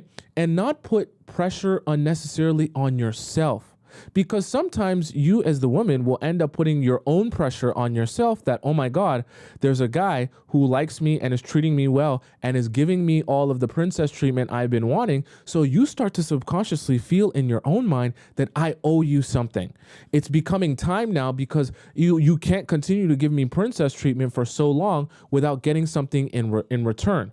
And so the anxiety doesn't even stem from pressure that he's putting on you. It stems from pressure that you start to put on yourself, where you're like, I can't continue to just receive princess treatment for too long without giving him anything in return. I got to start giving him something in return, or else he's not going to be interested in me anymore. And so that anxiety leads you to put pressure on yourself, because I just don't see how it's possible that you could say up here you felt comfortable having pineapples with him, but then literally say down here a couple sentences later that doing it this early on feels weird to you. So really and truly, you weren't actually prepared for it. Based on how emotional and vulnerable you feel when you do it, you needed a bit more time, right? Whether it be a couple more months or whatever it may be, you needed more time and more experience with him to build that trust that you actually felt more comfortable doing this. That's not a crime. Like, that doesn't make you a bad person, Snowball, and I want the rest of you to realize that as well. It doesn't make you a bad person because after a month or after 2 months, you still don't quite feel comfortable despite getting to know him and asking him a whole bunch of questions. It's okay to pace yourself. I don't want you guys to forget that. This week, I couldn't help but overanalyze his text, looking for pineapple-y innuendos. See, now I almost want to say you did this to yourself, and now you're in an anxious state. Think about this now. And the narrative you're starting to build within your own mind is, oh my God, he slept with me. Now he doesn't want to be with me anymore, right? So that should tell you weren't even emotionally ready yet to sleep. The trust wasn't all the way there. It's only been a month, right? So you needed to build more trust with him so that when you do sleep with him, you're not thinking in your mind, oh my God, it's only been a month and maybe he just did this and to sleep with me and now he's going to disappear on me, right? You're living in a really anxious state now. Last evening, while we were out on a date, I overanalyzed everything. Although objectively looking back, he didn't really do anything wrong. I felt objectified and cut the date short. When I got back home, I texted him that I'm not sure whether I'll be able to see him and his friends tomorrow. See, now you're self-sabotaging. This is a complete self-sabotage. He's quite emotionally intelligent, so he picked up on the fact that something was wrong, and I explained I felt objectified, and he asked if we could call to discuss my concerns, which we did. Honestly, I'm not gonna lie, you got a man on your hands. That's pretty mature, okay? And I'm actually happy for that. That's good that he did that. It was only a 10-minute convo as it was quite late at night, but today he said that he would like to continue the convo this weekend because tomorrow's a little busy for me, so we can't talk one-on-one. In order to understand each other better and address any concerns, which I appreciate. Now, my question is, I genuinely like this guy and I want to see where things go. However, I do not like the feeling like my leverage is gone, even though this feeling stems from me, not from his side. How would you proceed in this case? Would you just imply it to him that pineapples is off the table until we're official? And if so, how would you do this subtly? Should I even admit to him that pineapples before being official is an exception for me, as that would be an ego boost for him? Again, he's super emotionally intelligent, so I don't want to do anything that's obviously manipulative. Thank you and have a lovely day. Okay, thank you, Snowball. And I actually appreciate you asking this question because you're in a quite complex situation. So I want to address a couple of things that you're experiencing here. One, just to keep this in your mind for the future and for everyone else to learn as well, pace yourself based on what you are actually ready for, okay? I know in your mind, Snowball, you thought that you were ready for it after a month and asking him some questions, but in reality, you weren't ready. And it's okay. I want you guys to start thinking about your relationships. If I'm not 100% sure of this man and this relationship, if I have any inkling of any doubt about what his intentions are or if he really wants to be with me, I should not be sleeping with him, okay? I'm trying to make it very simple for you, because sometimes you're going to convince yourself that you should be ready based on a whole bunch of different factors, right? He's taking it seriously. He's trying to push this forward and things like that. So you think in your mind, I should be ready by now, but you're not ready, and that's fine. You don't have to be... Snowball, you don't have to be ready to sleep with a man after dating him for a month. You don't have to be ready, right? You can move at your own pace. And like I said earlier, a function of someone being the right person at the right person for you will also be the right time, and they'll also be okay with who you are, genuine to yourself.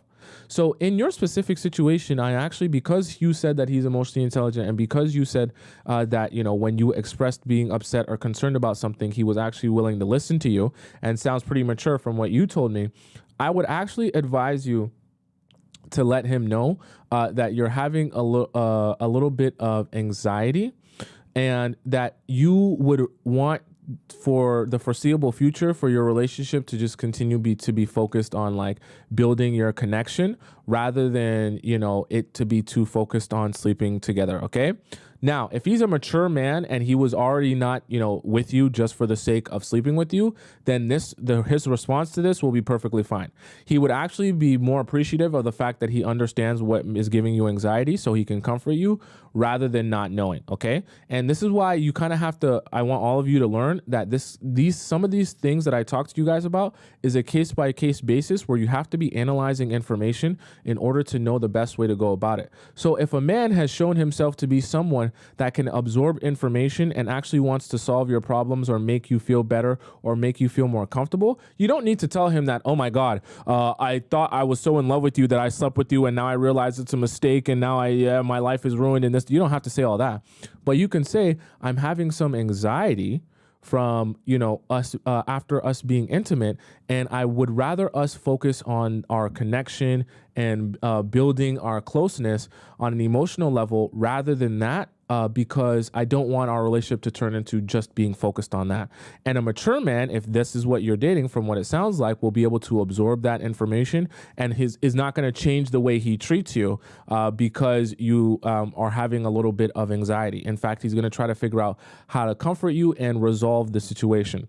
So that's my advice to you, because there is a level of communication that you have to have with someone who is asking you and trying to figure out what is concerning you. Because in this case, it's not like something he did to you, right? It's an issue that you're struggling with and trying to figure out and work through. So you owe him that as his partner or as his potential partner to help him understand you. Okay. That's why I want to say, I don't advise you guys to like never tell a guy anything that you're thinking anytime and leave it all to him to try to figure out what you want, right? When guys reach out to you and they're actively trying to search, okay, I don't understand what's going on. Can you help me understand what you're thinking, what you're feeling?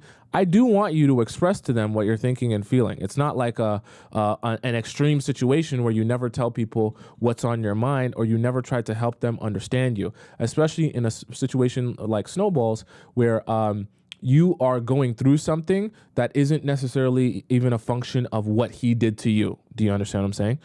So that is my honest advice to you. Let him know how you're feeling, and that because of your anxiety, you want it to be more focused on your connection rather than, jumping into that consistently. All right.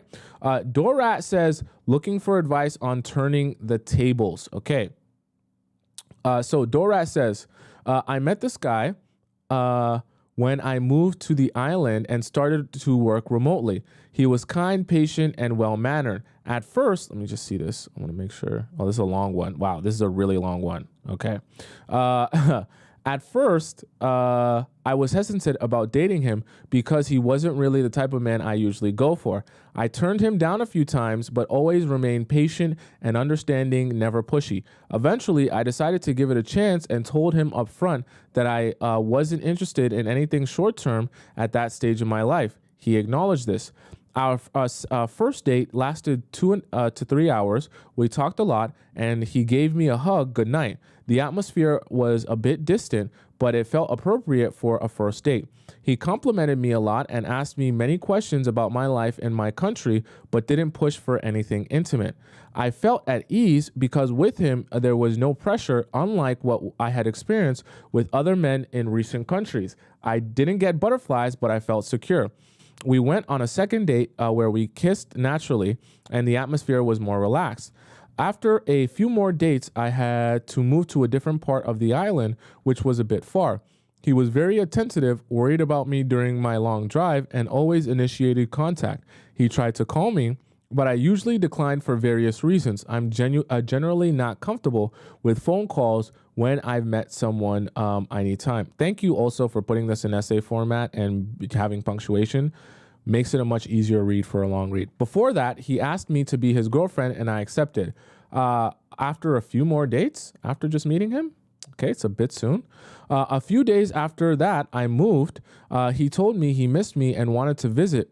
Even offering to take a day off work, which was difficult for him as he was a key worker. I hesitated, but eventually agreed because I felt safe and happy with him. When he came, we had a great evening together. The next day was just as wonderful. We went for a swim on the beach, had a nice meal, and he was incredibly caring.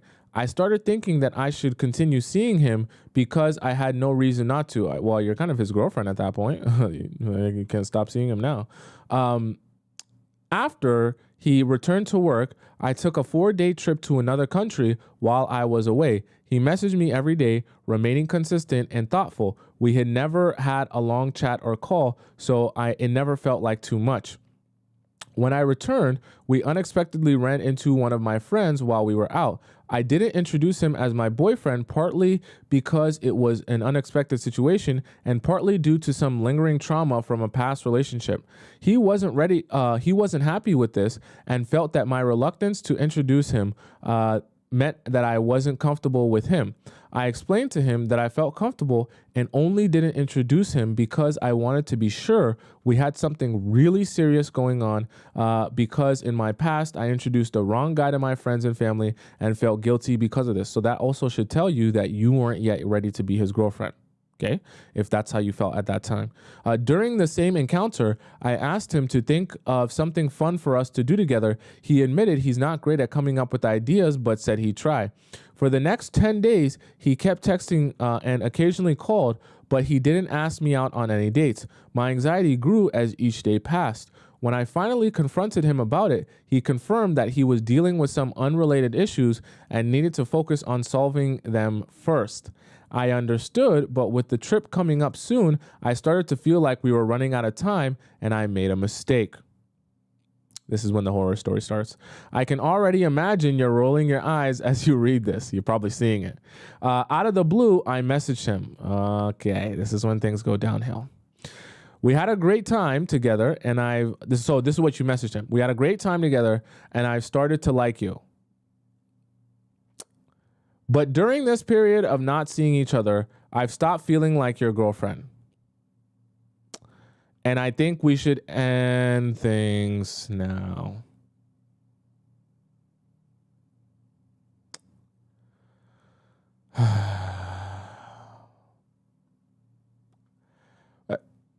Okay. The worst part about this message is actually the ending part, because I get that he hasn't spoken to you as much as he used to speak to you, but okay, you're an adult, okay? He's an adult. If you're not, this is why I say you gotta pace yourself in relationships. You can't just hop right into stuff.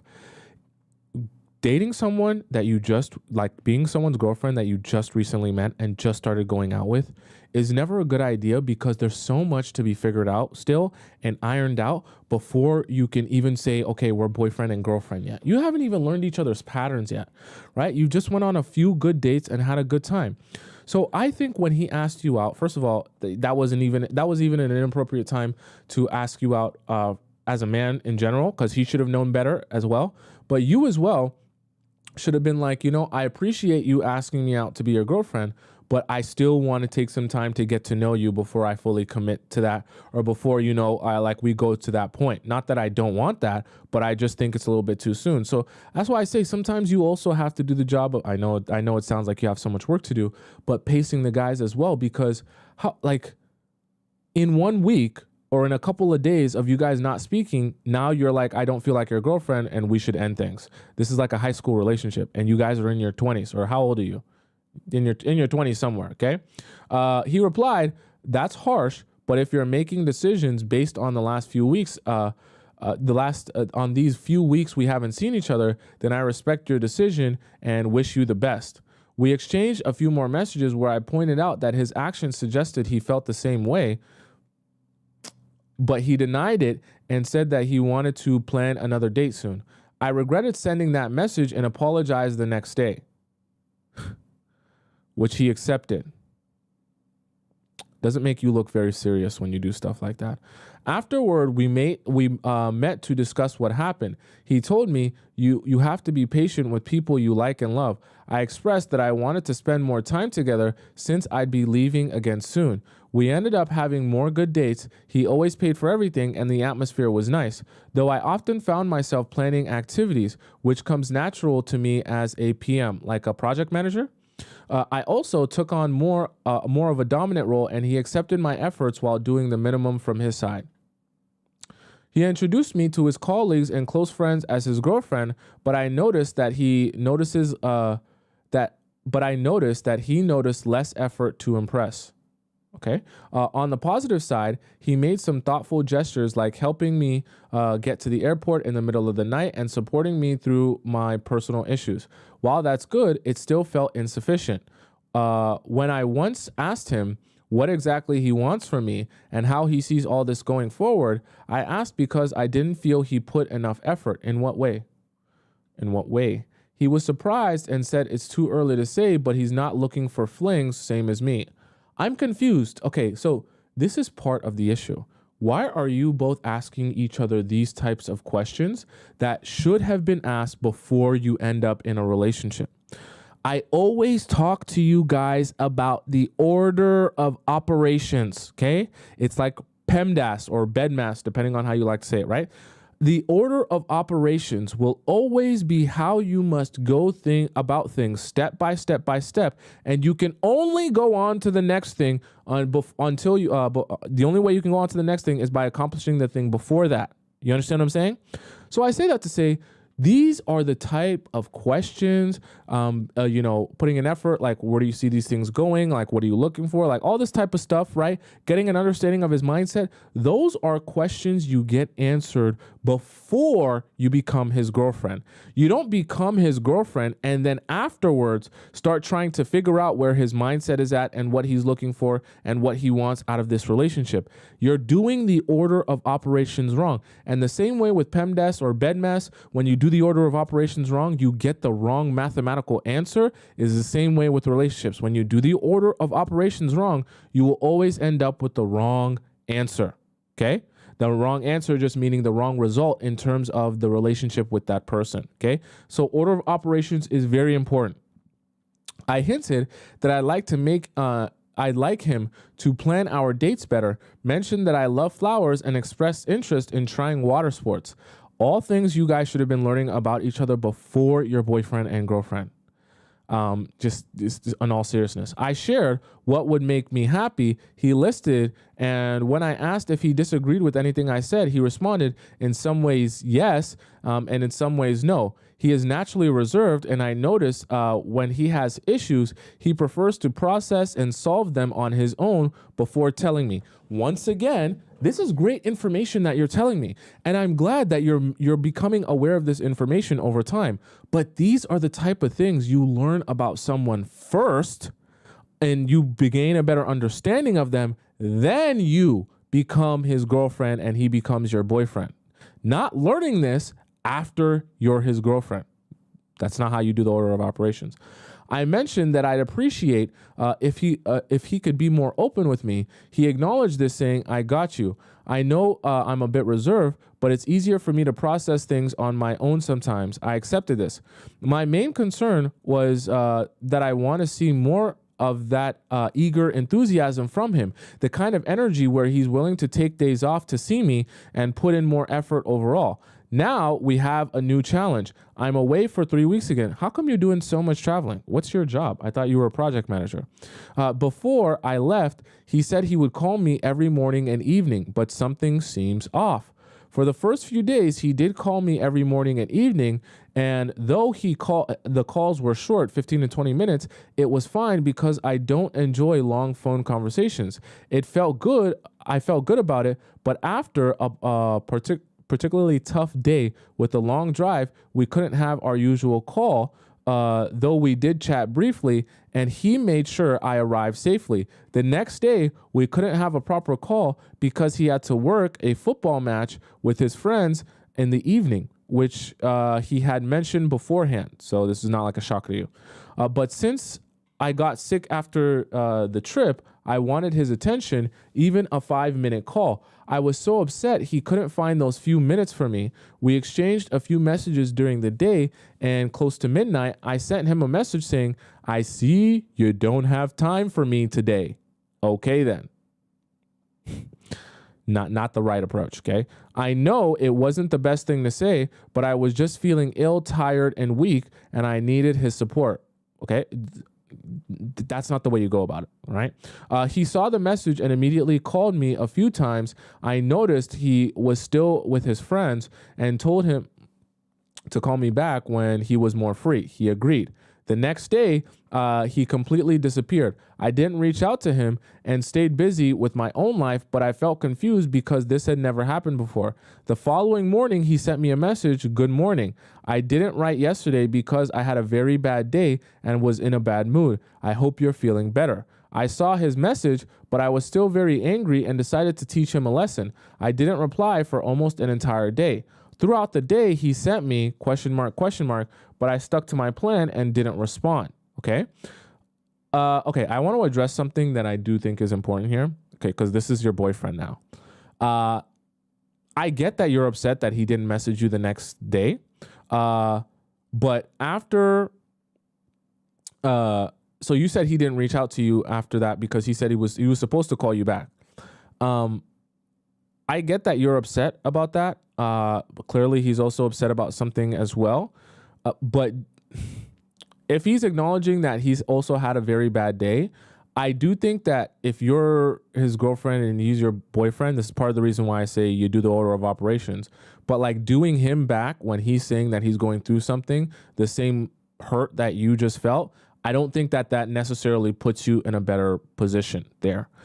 But the main problem and issue here is these are the type of things you should have been learning about him and smoothing over before being his boyfriend or before being his girlfriend, right? And you start to learn how someone goes about things, how they respond when they're angry and upset. Why do I always tell you guys, before you ever think about sleeping with the guy, you need to know what he's like when he's angry at you, when he's upset, when he's stressed out in general, whether it be with his job or his life or his family, right? When he's going through things, like all the different emotions someone will go through in the process of like being a human being. You need to see what your relationship looks like when they're going through emotions that aren't just, hey, we're out on a dinner date on a Saturday night. And sometimes I feel like you guys forget that there's also another side to human beings outside of just what it's like to be on a dinner date on a Saturday night. And you get so hyped up about what they're like when they're happy and prepared to be on a date with you on a Saturday night. And you forget all the other stuff that goes on in a human being and in the course of a relationship, right? And so I say that to say these are the things that you should have been thinking about and learning about throughout getting to know him, not dating him first and then learning this now. Because now you're thinking to yourself, you were great when we could just go on Saturday night dinner dates, but now I don't know if you're the person I'm looking for in the way that you respond to things. Because there's a way, he might be great for someone who works with the type of person he is, but what your needs are might be a little bit different and might not work for you. So for example, he likes to hold things in. So if he's going through something, he's just not going to message you. That might not work for you because you'll be confused and you'll be anxious. But these are the things you need to be learning, because then that tells you, regardless of the fact we're on a dinner date and it's going good now, I need someone that is not going to just, not say anything to me whenever they're stressed out, because then I get anxious, right? And these are the things you have to be smoothing over. I got back later in the evening and messaged him, where's your patience? I was in the mountains with a weak signal, which was true. I hope your mood has improved. He replied, my patience is somewhere, but it's okay. You had a good reason not to reply. I was just worried about you. Okay, so that means he was feeling anxious.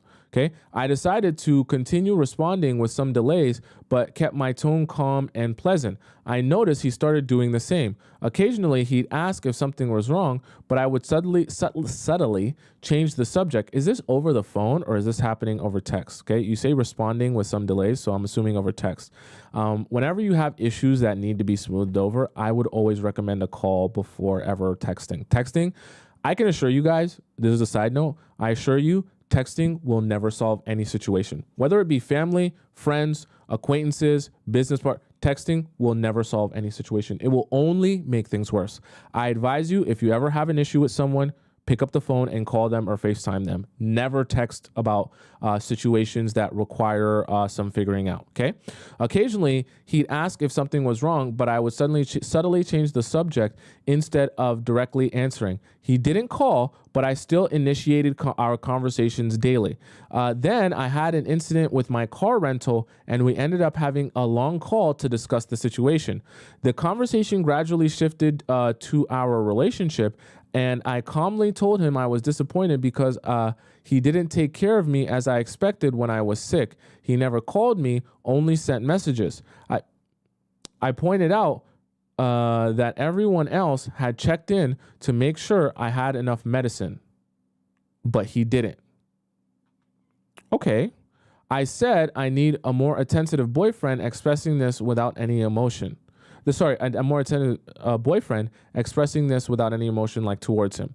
I get it that you wanted to feel like he cares, especially when you're going through something.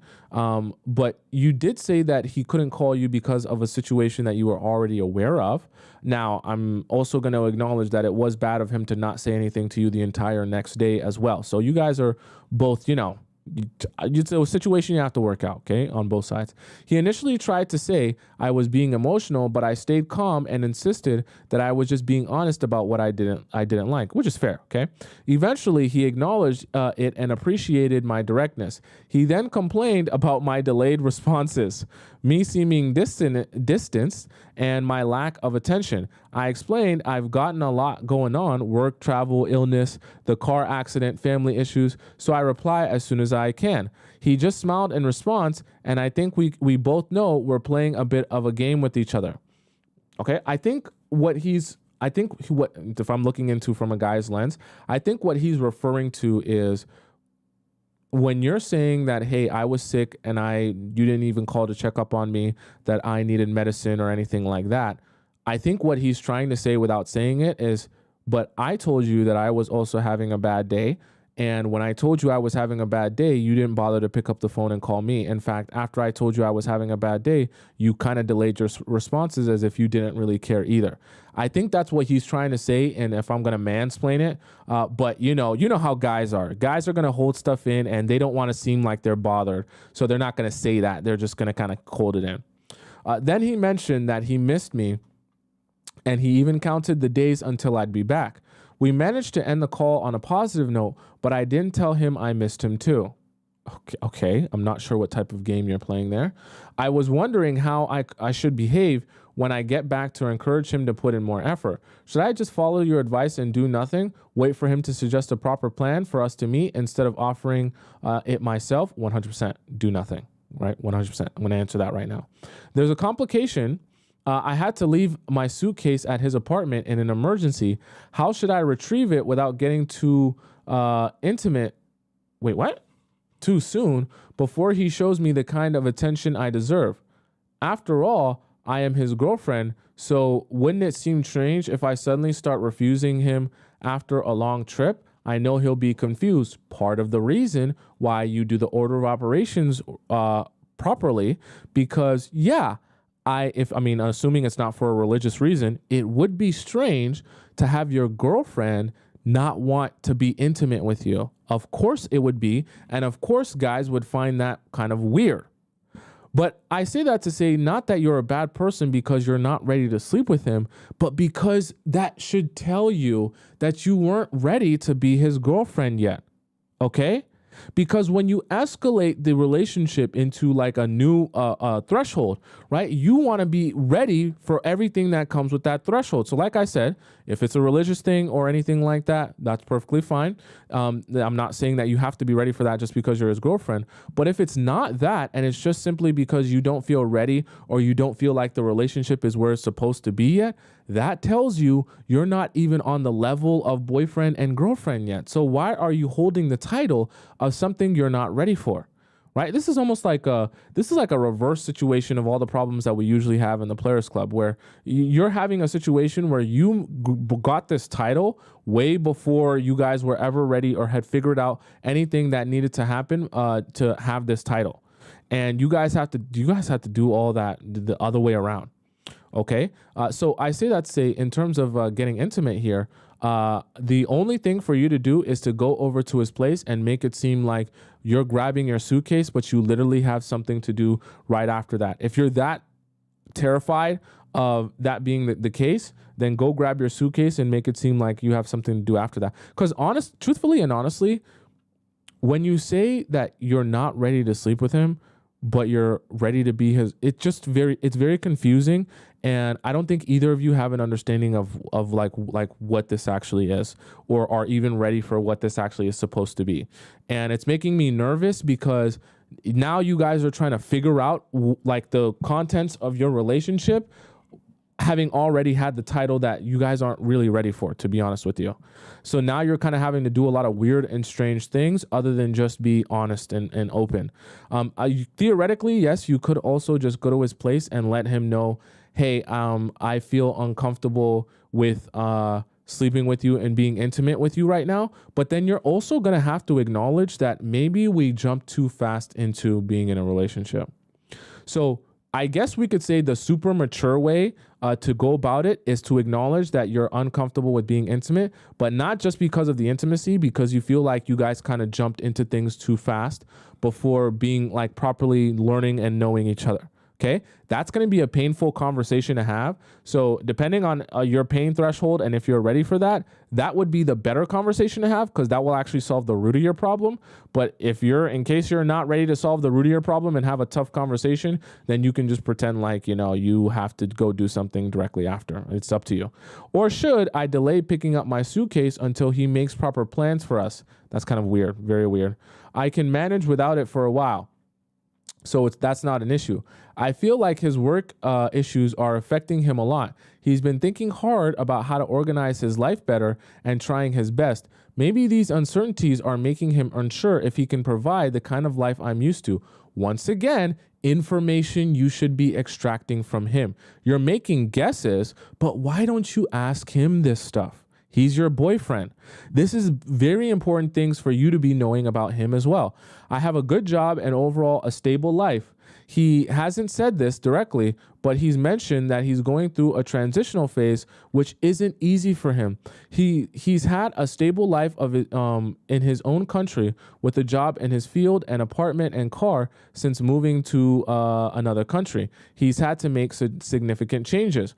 Over the last week, to my surprise, I saw he likes some other girls on Instagram.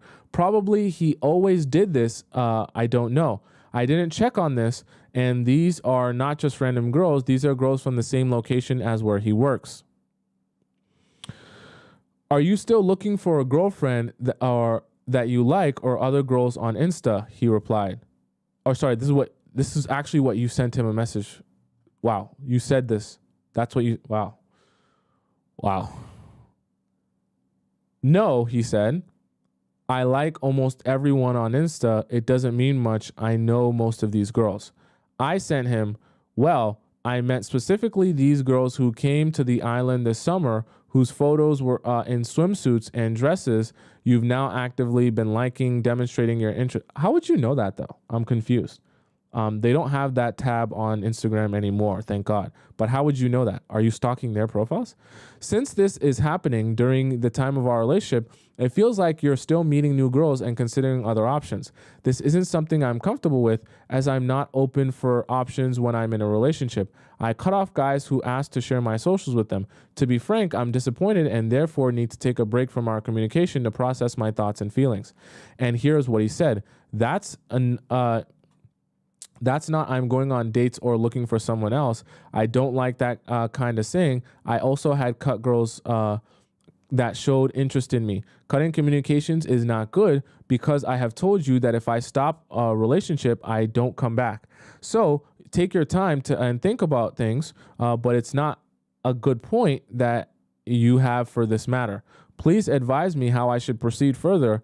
I'll be back in almost 2 weeks. Do you think it's better for me to cut him off? I admit I made some mistakes, but who doesn't make them? His behavior raises questions, making me unsure and anxious. Okay, so two very important things that I'm going to let you know right now. First of all, okay, I'm going to say this first thing. The best thing for you to do right now, I'm going to be super real with you. You need to go to him. You need to let him know, look, I think we made a mistake here. I like you, you like me. I know that we like each other. But I do think before we prepare the boyfriend and girlfriend title, we need to take a step back and figure out what a relationship with us even looks like. Because there's a lot of stuff that we still need to figure out. And this is what you can even say. I feel like the pressure of being boyfriend and girlfriend is making it harder for us to deal with the fact that we're going to learn things about each other, and there's going to have to be a lot of adjustments made in order to actually be in a relationship.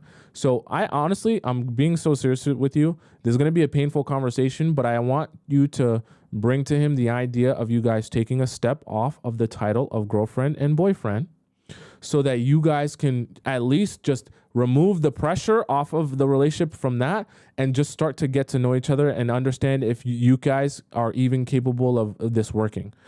The second very important thing I want you to ask him, is he even comfortable for himself? Because you need to start asking him some more questions about how he feels. You need to start asking him about his work life, how he feels about that, and how it's been affecting him. Like you said, might be a really big deal. The also really important thing you need to ask him is, how does he feel about being in like what is essentially like a semi-long distance relationship? And I want you to not only ask him how he feels about that directly, but ask him if he's ever experienced that in his past, or if he's ever had partners where for a period of time it was long distance. Because if you get the sense that when he describes his past relationships, that they all fell apart with long distance and he was never able to sustain that, or he says to you, yeah, to be honest with you, I don't think I'll be able to do long distance for too long if there's no way we're ever going to see each other for a period of time. If you start getting that sense, this might not even be the relationship for you, because you're doing a whole lot of traveling. You're going this place, you're going that place, you're here, you're there. That's fine. But if you're with someone that doesn't work well with that, then you're probably going to have to do some rethinking, because your lifestyle shouldn't have to change for him. But at the same time, you have to accept that if someone is not going to work well with your lifestyle, then that might not be the person for you. So you need to reverse everything that you've been doing so that you can start doing the order of operations the right way. And the best way to reverse that right now, you have to have the painful conversation that let's take a step back. I know some of you might be like, but that's downgrading. That's downgrading. In this scenario, you need to take a step back so that you guys can figure out like how you guys even work together. Because all of the stuff you're going through now is all the stuff you're supposed to go through in the process of learning someone, growing with them, and getting a better understanding of them. All the stuff that I talk about, you should be doing before you before you guys are boyfriend and girlfriend. So what I'm saying is, this is the stuff you're supposed to be going through and figuring out. And until you figure that out, that's when you know you're ready to be in a relationship. Okay. It'll also take the pressure off you of feeling like you need to be intimate with him when you're still figuring out all of this other stuff. You understand what I'm saying? So that is my advice to you. I know that conversation is going to be very painful, but it's a necessary conversation in order to be able to get to where you want to go, which is actually being in a long-term serious relationship. Okay. So I'm going to go ahead and go into some of the free relationship advice questions so I can answer some of those, because that one was really long. And I want to get to some free ones as well. Don't worry, for the premium people, you'll be first in line on the next show as well. Okay, so don't you worry. Linguini Postistano. Okay, Postistano. Okay, interesting. Says I'm not even sure what is linguini Postistano. Is that like an Italian dish? Is that like a type of spaghetti? Hello. Hope this finds you well. You're an awesome problem solver and a great influence on the improvement of my future. Thank you. Thank you kindly for such valuable information. I'm 20, working at Carrabba's, an Italian restaurant. See? I knew it.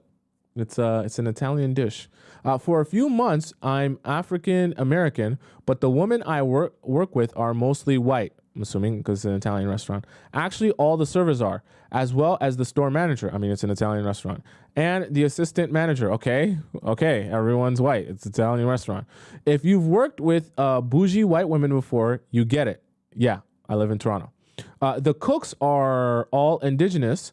3 of them are from Gambia. One, I believe, is Latin Mexican. Okay, interesting. Not sure. But I'm bilingual, so we speak in Spanish while working. Wow, you got a plethora of talents here, all right?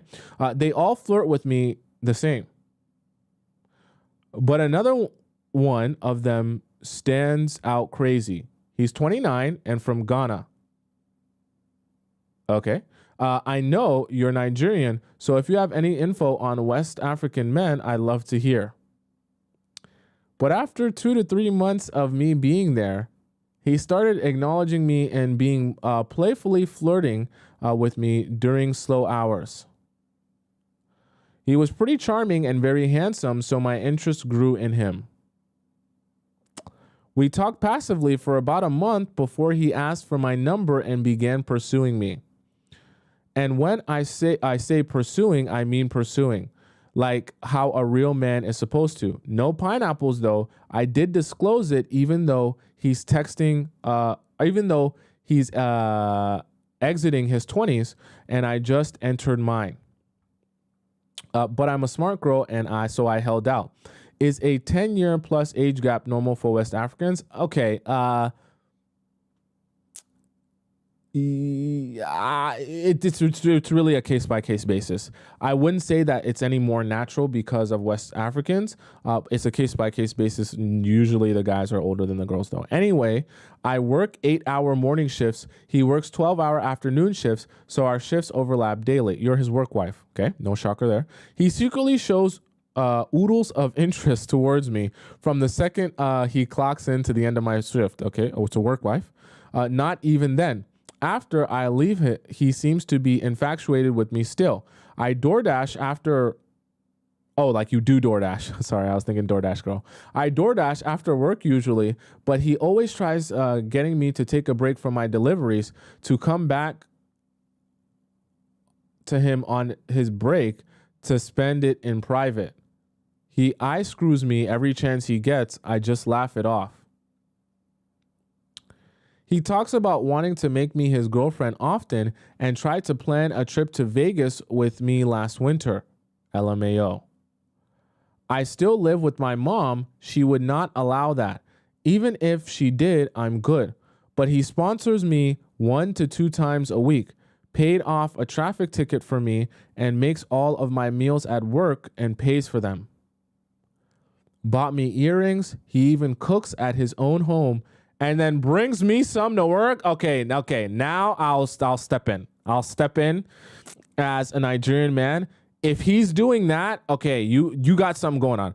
Either your dump truck is absolutely so crazily amazing, he cannot get over you and he wanks himself off to you every single day, or he really likes you. It's one of those two. Because what you just said is absolutely insanity for a Ghanaian man. This man cooks his food. He buys grocery. I'm glitching. He buys grocery for you at the grocery store at his home, and he's chefing up the meal to bring to you at... Oh, wow. I'm not sure what to think. I'm not sure what to say right now. Because for a West African man... I didn't even know that was possible. Okay, you got something going on. All right, I'll admit that to you. You definitely have something going on, and it might be behind you. All right, let's go on. He basically exudes the energy and examples you describe, such as wanting to sniff my butthole and crawl on glass. I must say, I finally understand how men feel when we nag and push them around. When I mess with guys my age, I'm used to being anxiously the masculine one. But this is the first time I'm dealing with a man like this, so it's a bit cringe. Why? He's a good man, Savannah, but he's also a teeny bit old for me. That's what you're Sad. And usually, men from other countries try to get with young, vulnerable women for citizenship, or in this case, power, as we have seen. Well, okay, so why don't you ask him, is he a citizen? Okay, that can be actually a really important point. Okay, so if he is a citizen, then that point is kind of irrelevant. You understand what I'm saying? Ask him. As a result, I've asked about his past. He claims he has been in the U.S. for 5 years, and he told me he was with one woman closer to his age, but they parted ways 2 years ago. It was a while ago when I asked, so I don't remember why. Recently, one of the servers had pulled me to the side because she saw him staring at me and told me he used to mess with her friend. I don't really care because I don't like him that much, but I definitely considered it because if we work together and he's trying to obtain me as a girlfriend, that wouldn't be an ideal story. So I asked him about it and he told me it wasn't true, left it there. He is now trying to pursue me as his girlfriend even more outside of work. And my anxiety is growing because now I have a decision to make. Why do you have a decision to make? I've already playfully declined his request and put my 2 weeks in at the restaurant due to unrelated causes. Also, I know I mentioned considering hooking up with him, but that's only because I'm open to short-term fun with guys his age. Don't ever waste your time and energy just having short-term fun. Don't ever do that. I'm going to get mad. Not a full-on relationship. But he insists on staying in contact, still giving me hundreds of dollars, cooking for me, and inviting me on dates. Seems like he's a real provider. And I would hate to go back to the sassy feminines that don't provide anything but trauma. So I've been thinking about saying yes to him, but I don't really want to if I can get what I want without becoming his girlfriend. But at the same time, I may not get an opportunity this easy again. At least not for the long time. I feel this is an opportunity to live the sprinkle lifestyle without having to give anything. Should I take this chance while it's available? Or should I let him go and find a true romantic relationship, to find the true romantic relationship he wants? Because it's not with my freshly 20-year-old self. Okay, I just love. You're only in a confusing situation because you're confused. Once again, why I always tell all of you to figure out what it is that you desire in a relationship first, before you even get into a relationship. You're still unsure of what you're looking for.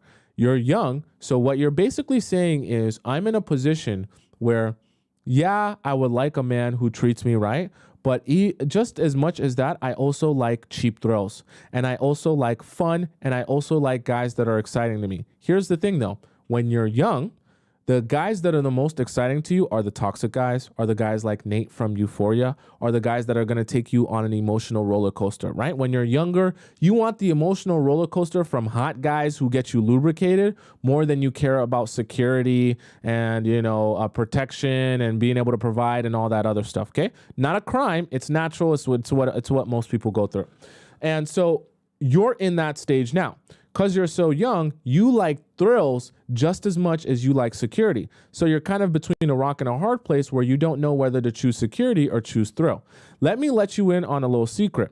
As you're young now, thrill will be important to you. As you grow older, security will become most important to you. In fact, you will gladly throw away thrills, cheap thrills, for the security. So this is a decision to make about your future.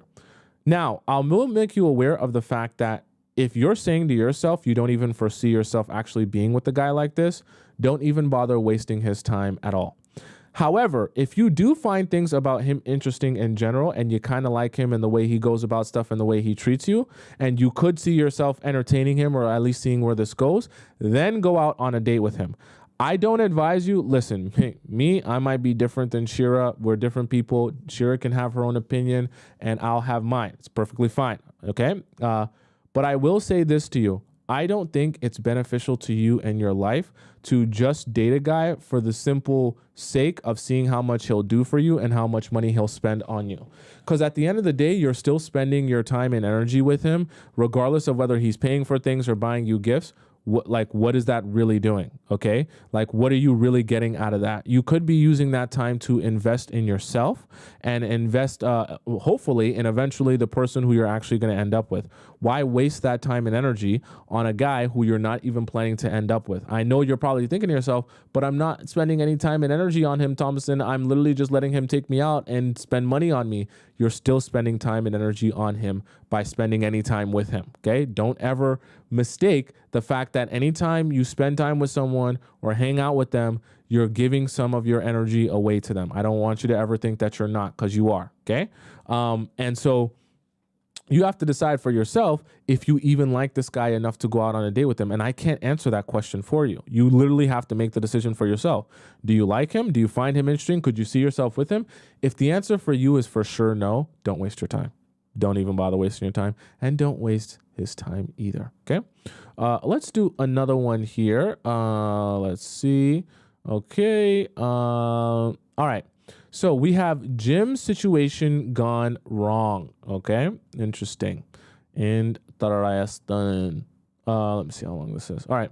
So Lavender80 says, "Hi, Thompson. I've been watching your channel for about 2 months now. I wish I found it sooner. I'm 47 and I've recently been ghosted in a situationship I was in with a guy from my gym who's 34. We had been fooling around for about 8 months after a long period of him aggressively pursuing and love bombing me. In the beginning, I was not attracted to him at all. He was not my type.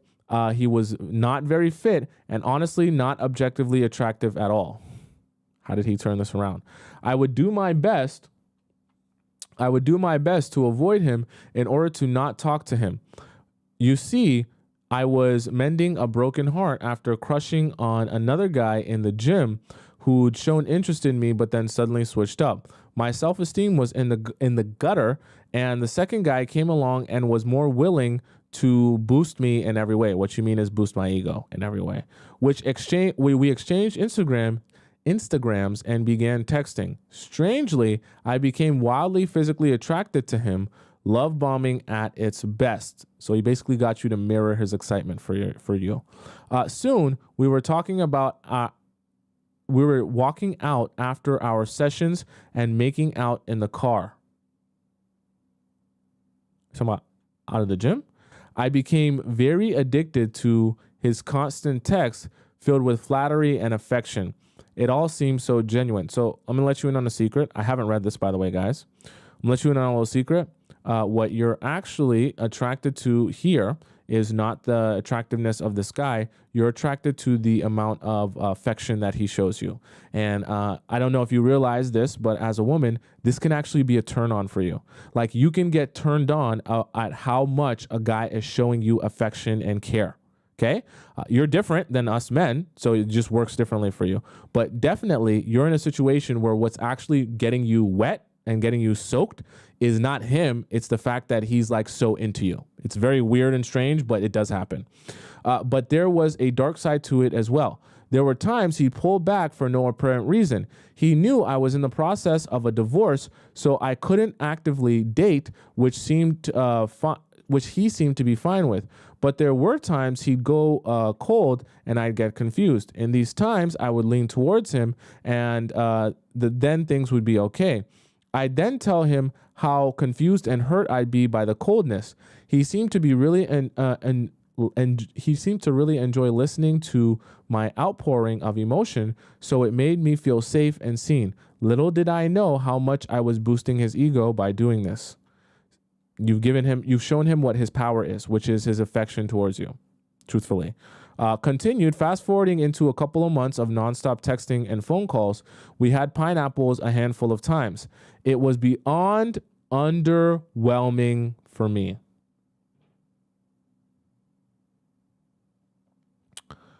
But I still felt a strengthening bond to this man. I loved the intensity and the closeness I felt with him in those moments. But in the gaps in between our meetings, it seemed to be filled with anxiety for me. If he didn't respond to my text quickly, I would be stressed. If he wasn't asking to see me, I'd be stressed. If there was a slight shift in his tone, I was full of anxiety. Once again, like I said, what was making you wet and turning you on was the fact that he was showing you a whole bunch of affection and love and care and obsessiveness energy, right? That you hadn't been receiving before.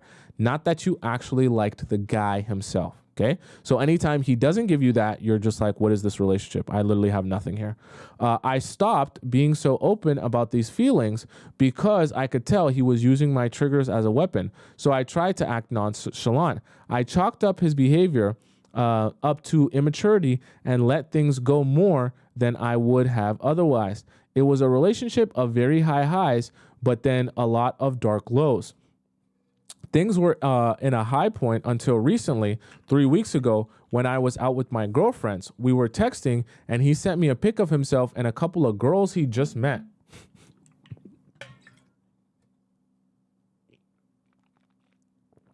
Like, what? Who does this? I stopped texting him mid-conversation after seeing that. Told him to have a great night, and that was the last I heard of him. Wow. I did not call or text him from that point. Since then, I stopped going to the gym. I thought you said he was out of shape. Wow. Okay. I've stopped going to the gym.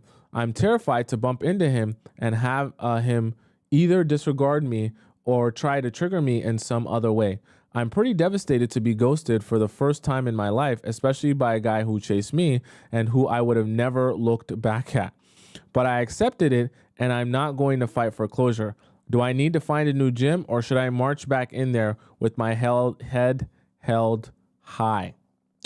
I'll be real with you. Probably best for you to just find a new gym, okay? Not because you should be scared or anything like that, but I just think that for you to move forward, because I can tell by the way that you're sending this message, what's most hurt is not that you lost out on this guy or that, this is the guy you wanted to be with. What you're most hurt about is your ego is hurt because you're thinking to yourself, bro, you should be worshiping me.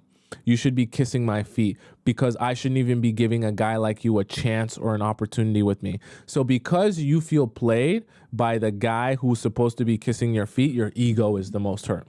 And the reason I say don't even bother going back to the gym is because when your ego is hurt like that, whenever you see him, you're going to feel like it's necessary to get your lick back so that your ego can feel good. And you'll be like, well, maybe if I talk to him again, and then when I talk to him this time, I'm going to use him to buy me dinner and take me out on dates and give me gifts. And I'm going to utilize him so that he realizes that he's got to kiss my feet while he pays for everything and while he does this, right? Your ego is going to tell you whenever you see him that the best thing for you to do is not just move on. The best thing for you to do is like get your revenge in some way by talking to him and using him. So the reason I say that is because it's a waste of your time. Complete and utter waste of your time. Don't do it, and don't fall for the ego trap that your mind is going to try to put you in because you want your revenge and you want to come out on top. Let it go and realize that rather in your next relationships, well, first of all, you shouldn't be dating people when you're not emotionally ready to, okay, first of all. And number two, realize within yourself how love bombing affects you to the point where you can actually be convinced to like someone that you never liked in the first place, right? Because it seems like you said you said that you weren't physically attracted to him before, right? You said he's not fit. He's not objectively attractive at all. And you just basically like not your type, right? You would not regularly be into him. But because of the way he loved bombed you, all of a sudden you became into him and you became convinced to really start liking him. And so that is the thing you need to start identifying within yourself, because that's like a void that you need to fill and understand, why can I be convinced to like someone simply by them showing me attention or affection? I need to figure out why there's such a large void within my, the fact that I feel like I need attention and affection so much that if someone gives me a lot of that, they can literally get me to do anything. Because that's something you need to understand for the future of your relationships to be good. Because that means that any other guy who figures that out that comes across you can easily manipulate you and get you to do what he wants you to do by simply filling that void and dumping on you a whole bunch of affection and love, fake love, and love bombing you in the beginning. And the thing about it is the somewhat emotionally intelligent guys that figure out that that's your trigger point, they pour it on thick, and then they realize that that's the way to get you to do what they want you to do. So it's not something where you want to be going into the future of your relationships having that great of a void that any guy that comes into your life can take advantage of you that way. So 2 things. Cancel your membership at that gym. I hope you already have. Don't go back there. And then number 2, start working on figuring out why there's such a deep emotional void within you that that someone was able to just come into your life that you didn't want, didn't like, weren't looking for, and weren't trying to be with. And literally by pouring on affection and attention, they literally forced you to want to be with them just by being able to do that. That's what you then need to identify after that. Okay. So that's the show for today. I hope you guys got some value out of that. If I didn't answer your question, don't fret. I will definitely answer your question. And for those of you who are in the relationship advice premium section, don't worry. Monday comes, you'll be first in line and your question will get answered. We just had a really long one today, so I wanted to give the free section a couple of answers as well. All right. So for those of you who are on, if you want to ask your premium relationship advice section so that come Monday, you're first in line and you can skip the line. You don't have to worry about waiting. You just go ahead in the link in my bio. It's on TikTok and it's also pinned up in the top and it's in the link in my description on YouTube. You click that link, you donate to the show where it says donate for premium relationship advice. You put in your username and you put in the title of your question. I'm able to verify that that's you. And then I answer your question live on the show. Okay. If you just want to put it in the regular free section, perfectly fine too. I will get to it eventually as well. For those of you who love me so much and you want to follow me on Instagram, my Instagram is right there above my head on the top left of the screen if you're on TikTok, and it's on the bottom right of the screen if you're on YouTube. You can follow me and see everything I do on a daily basis. If you're on TikTok and you want to get access to my YouTube so you can rewatch this live show and all the other live shows I've done, all you got to do is go to my YouTube page, type in my name or copy and paste this, and you get to my YouTube page. You go over to the live section, you'll see this live stream along with all the other live streams I've done in the past. And the best part is you'll have the YouTube and the TikTok live chat embedded in the video, so you never have to miss a beat or a little bit of conversation with all the funny comedians we got in the live chat. All right. For those of you who are unaware, I'm here every weekday, Monday to Friday at 4 p.m. Eastern Standard Time. So I will be here for you back on Monday. In between that, I'll be posting on my YouTube. So don't you worry. Make sure you're subscribed to my YouTube so that you can see when I'm posting a whole bunch on there. Until we meet again on Monday, have a great rest of your weekend. Stay safe. Stay with lots of love. Don't have people penetrate you who aren't your boyfriend. And I will see you again on Monday. Adios, hasta la vista, goodbye, arrivederci, au revoir, bon voyage. And I will see you again on Monday. It won't be long. It won't be that long until I see your face.